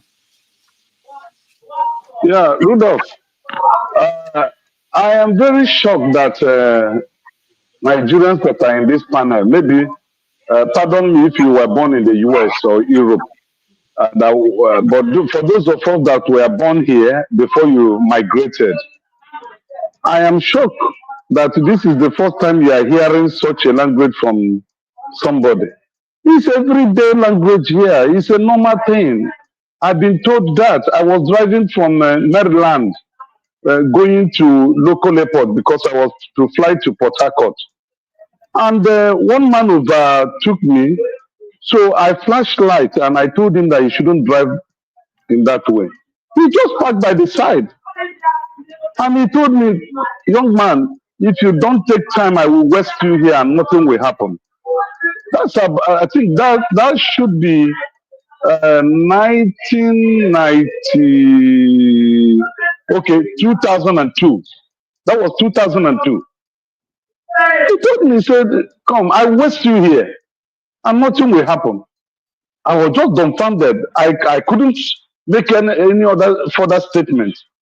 So threatening of individuals, threatening of life, threatening of persons is everyday lifestyle in Nigeria. It's part of the culture because the system entertains it. The system does not allow, does not, penalize those who do such an evil act. So it's part of the Nigerian culture.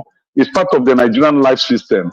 And that young man is not from LP anyway. I think he's an ABGA candidate. So in a normal society and stroke abnormal society, because when you have something normal, you have the abnormal.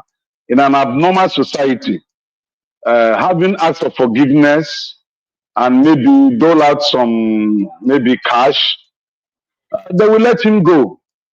But I am of the opinion that that young man should be disciplined.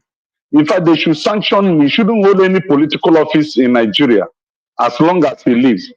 Because threatening somebody and saying, I will make you disappear. I mean, it's not a joke. When Igbo land was Igbo land, he can't make that statement and go scot-free. Even if the government of Nigeria allows him, you will see the village where that Oba driver comes from. Their king will take kola nut and some native items and visit, send a message to their own king where he comes from, and it's going to be a community versus community, and he's going to pay dearly for it. When Igbo land was Igbo land, not now that everything had been corrupted, there is no integrity again, no honor. So that young man should not hold any political office and should not be supported, even if he had built River Niger, the River Niger Bridge, by himself alone. Committing this very act of threatening somebody's life should render him irrelevant in the society, and he should be ostracized. He shouldn't hold any public office again, and that will be a lesson to other people. Allowing it to lie low that he has begged, he has donated some cash, is not building the Nigerian society. As corrupt as this country is, I don't think there is anything that is remedying this country on a daily basis. As the day goes by, you see the worst case scenario happening. As I was driving from Ikeja back home today, I met a scenario, I videoed it and I'm going to send it to Dr. Damages. One of these guys that hawk around the ice cream, what they call ice cream or whatever. You see these uniform guys took him up, beat him, threw his goods on the floor. I mean, nearly naked him. A poor Nigerian trying to survive destroyed that bicycle he used in hawking this ice cream. What was his offense? Maybe he didn't pay the 100 naira the Agboro normally collect from them.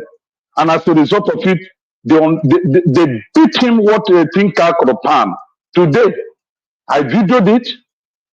I said, look at the society. And everybody was just looking. You can't do anything. If you do anything, Agboro will take over and beat you up too. So everybody was just looking, and the poor man was beaten. His goods were scattered because of the society where we are in. I think they have made, finally, they have made this man the national chairman of Agboro in Nigeria. I think, what do they call it? This Tinubu guy, MC Oluomo. He has become the national president of Nigerian Road Network, whatever. And that is going to tell you how Nigeria is going to be in the next few months to come. So, all right, righteous man. That's all I have to say now. Thank you, righteous man. I appreciate you.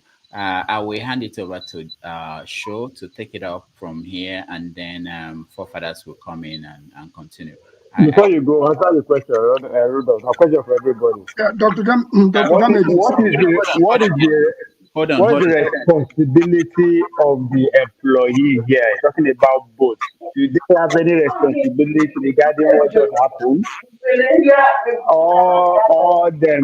I mean, I'm curious because maybe because in America, I think Cuba or whatever we take action, but I don't know if the action is going to be against the legislator. But in this case, is there any responsibility that both as an employee of that guy, does he have any role to play here? I don't know.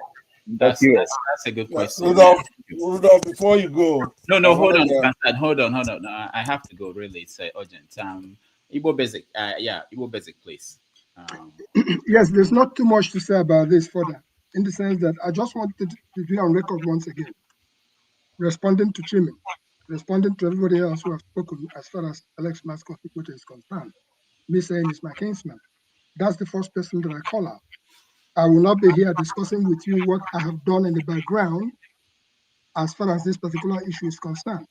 But the first and foremost thing is, for the record, what was done, which we all witnessed, is wrong by any means. It is very, very wrong. I called my kinsman out, and I'm calling out Nigerians on that. But don't forget, that condition will make traffic bend. One of the things I said here is that, can we please find a way, whether we like it or not, there is always, you can forgive somebody, but we're not going to kill that person. If we kill the person, where does it take us? What I find in this panel is that we are discussing as if we are there.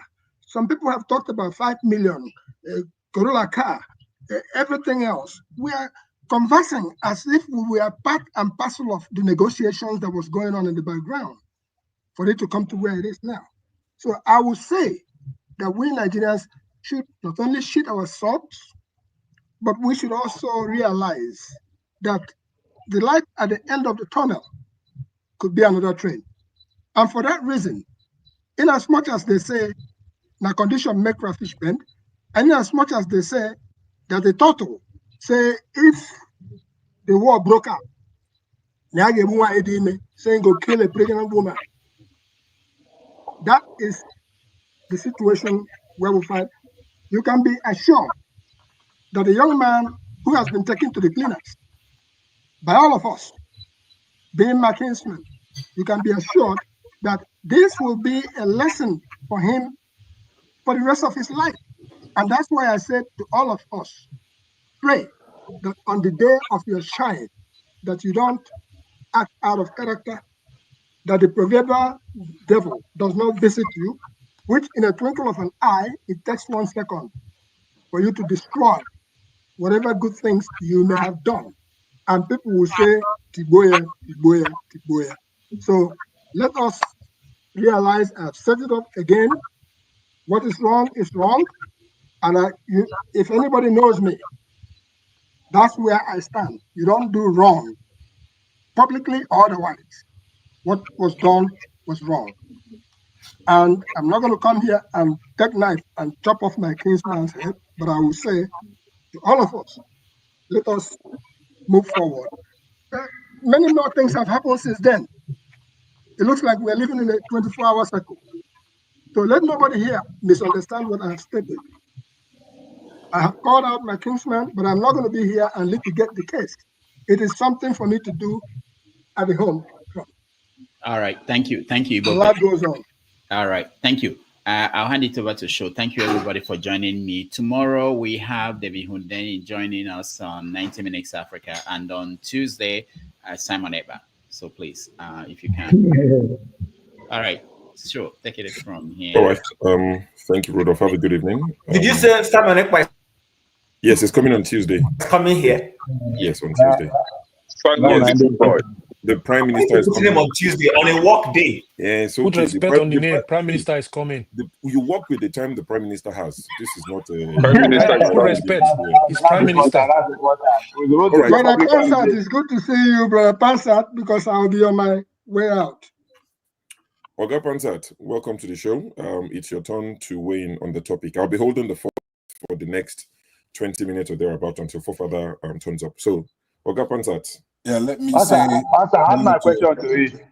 Let me say hello to everybody here on this panel, and those in the comment section.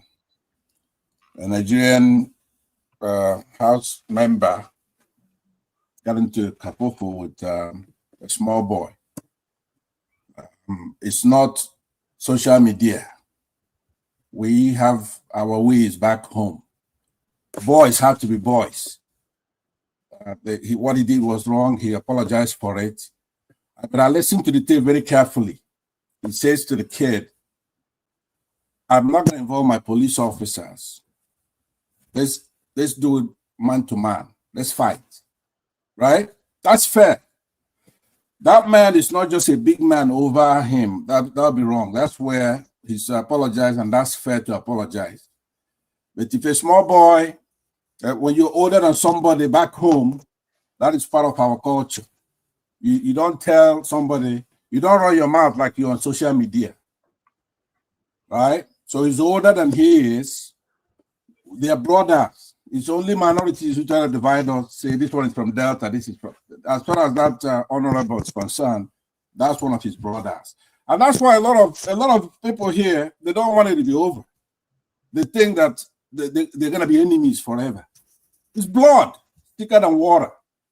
So go and mind your own business. A small boy talk to somebody bigger than him. Not only is he old, he's bigger than him. So he wants to fight him. It's a fight. Don't be behaving like pussies. Men get into kafufu. Now, thank God, two people, Madabo and I, are at the same time. The kid acted very well. Yeah. And we'll give him credit for that. Else he'd be much trouble. And, he may not be able to beat him in a fight, but at least he says the police officer, I'm not going to call my police. I could whoop you. Man, the guy that's a good invitation. He should have taken him on, right? And fought. But he apologized. We don't want Chip, like the last time I was here, you saw the way Chip talked to me, right? If it wasn't on social media, I would have been beating him just like that. And then they're going to say, the big man is beating up Jim, in Edo right? State, you don't start something like this in Edo State, too. So you don't do this to Edo boys, don't do this candidate for Edo boys. Don't do that word again. I wish we'll bring you down. Henry, Gabriel, let me tell you, it's only on social media that people, you see, Southeast, further down. See, Anambra don't spoil on that. Well. We have people further Southeast that don't have time for that nonsense that you do, like Lagos Igbos do, right? If you go further south, that's the way they talk. That you gotta back it up. So that Delta boy, if he's online, he'll be talking to his brothers like, "Hey, I'm not Igbo. We're gonna beat you. We're stronger than Igbos." But you see him over there now. That's his brother. Don't bring tribe on this issue. You're holding off, please. Henry, when Biafrans came over to your place on August 9, 1967, we took you over, made you a republic over there. But online, you're bigger than us. But anyway, I'm saying, let's forget about this thing. It's not an Igbo thing. There are a lot of honorable congressmen who's gotten into a fight before. It's not a tribal thing. Leave the guy alone. He's apologized. He's bought the guy a car, right? Why should he buy him a car? But he did it, so that's okay. So leave it alone. You better be ready to fight when somebody abuses you on the street. Back it up. We're men. We're not sisters. You know what I mean? This online thing, when you can just run your mouth at somebody bigger than you, it's not the way it works. Shim, I'm telling you, be careful. All right. I will. Thank you. Don't worry. I don't know right. where you live. I will show up on the street. I hope AY is listening. Thank you, Pansad. Forefathers is here. Show. Yes. Are you not happy seeing this kind of comedy here? It's good. I just want to don't worry, KJ, 1 second. I just want to round off, and Forefathers will decide. I think it's created this stream because this was meant to end in 3 hours. So I'm just going to hand over to Forefathers. But before I do, the last thing I'm going to say on this topic is, remember the video that circulated in August? I just checked my phone when I shared the video. I shared it on this platform. When the PDP politician assaulted his painter decorator in the UK, they just said, I don't know if it's London. You saw the video. You guys remember that politician? It's from Southeast origin. I can't remember. Yeah, it's like 10 of them. I saw it. Yeah. I shared the video, and I shared it with some of my friends on WhatsApp, and I said, I accompanied it with the caption, what do these animals do to their artisans in Nigeria? Because I saw what he tried to do in the UK. I just pictured, imagine that was Nigeria. How far would they have gone? And this transpired. And a lot of people have said, what snail are you buying that the whole big man is even waiting outside, waiting for the snail at that time of the day? Are you sure it's snail or is it snail? Well, anyway, Forefathers, I'll give you before you go and hand over to Forefathers, if you don't mind, please. Do you guys remember the lady who accused the current Minister of Works, Dave Umahi, of owing her money because she spoke up? Yes. These are the kinds of seniors that Pansat is saying you should give him respect. He's a senior. He's a senior. People who lack integrity. You can't separate business you did with someone from their views. Someone disagrees with you but did a job for you. Pay them their due. That's it. Simple. You can start paying them. You can go and wait for them on the street and say, let's rack for disrespecting me. That's the way you want to settle disrespect. But pay them for service done. I'm sorry to forget. Men don't fight these days in Nigeria. Anyway, you people should they don't fight. They just want to fight. Just one minute. Don't fight. I want to correct Pansat. You see, is it Chim that you are referring to? I can assure you that if you bring Indio Korobia from your place, if we meet in the village square, your back must go ground. You know, then don't let Pansat come back. When we get to the arena of wrestling, all of them they run away. What did they talk about? All right. I mean, you know in history again. Make you remind them more. So, Forefathers, what do we do? End this and you start the new one, or no? Sure. We can round up this one and then we can transition to. What time are we going to go to Guinea Conakry? Yeah, sure. We're going to do that. I think Equatorial Guinea, not Conakry. Yeah, let me talk later. Not because you kick me out again. You're going to say something. Look at this one. Yeah, sure. Before you hand over, could I say that from all that has transpired, a teachable moment. There is no reason why, in this day of electronic transfer, maybe I'm comparing too much with where we live. If I order snail, or I order suya, or I order burger, or whatever I order here, I pay by my credit card.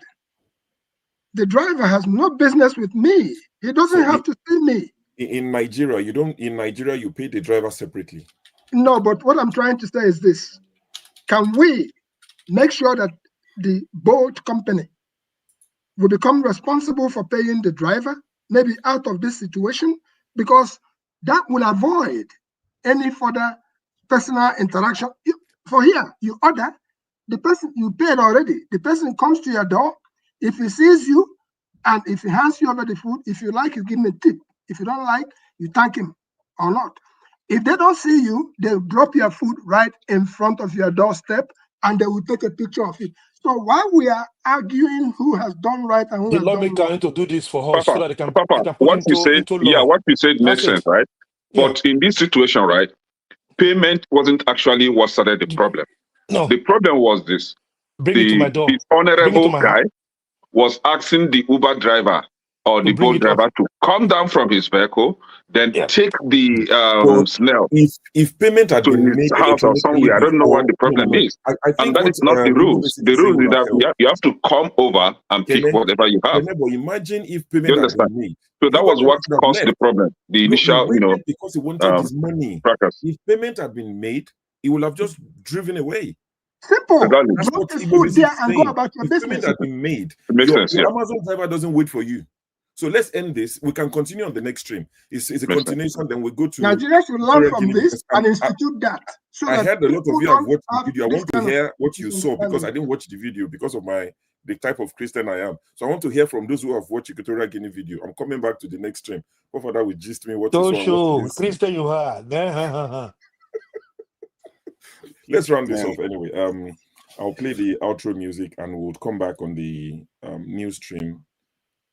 And we can. Let me go and eat and have energy for the next. So Tim will talk in the background about this. We're not going to come for public. Come begin the box. It's not necessary. Please send a new link. The new link for the new link for others. Can you please share? It's in the private chat already. In the private chat. So you're going to kick us out from this program now, or what do you mean?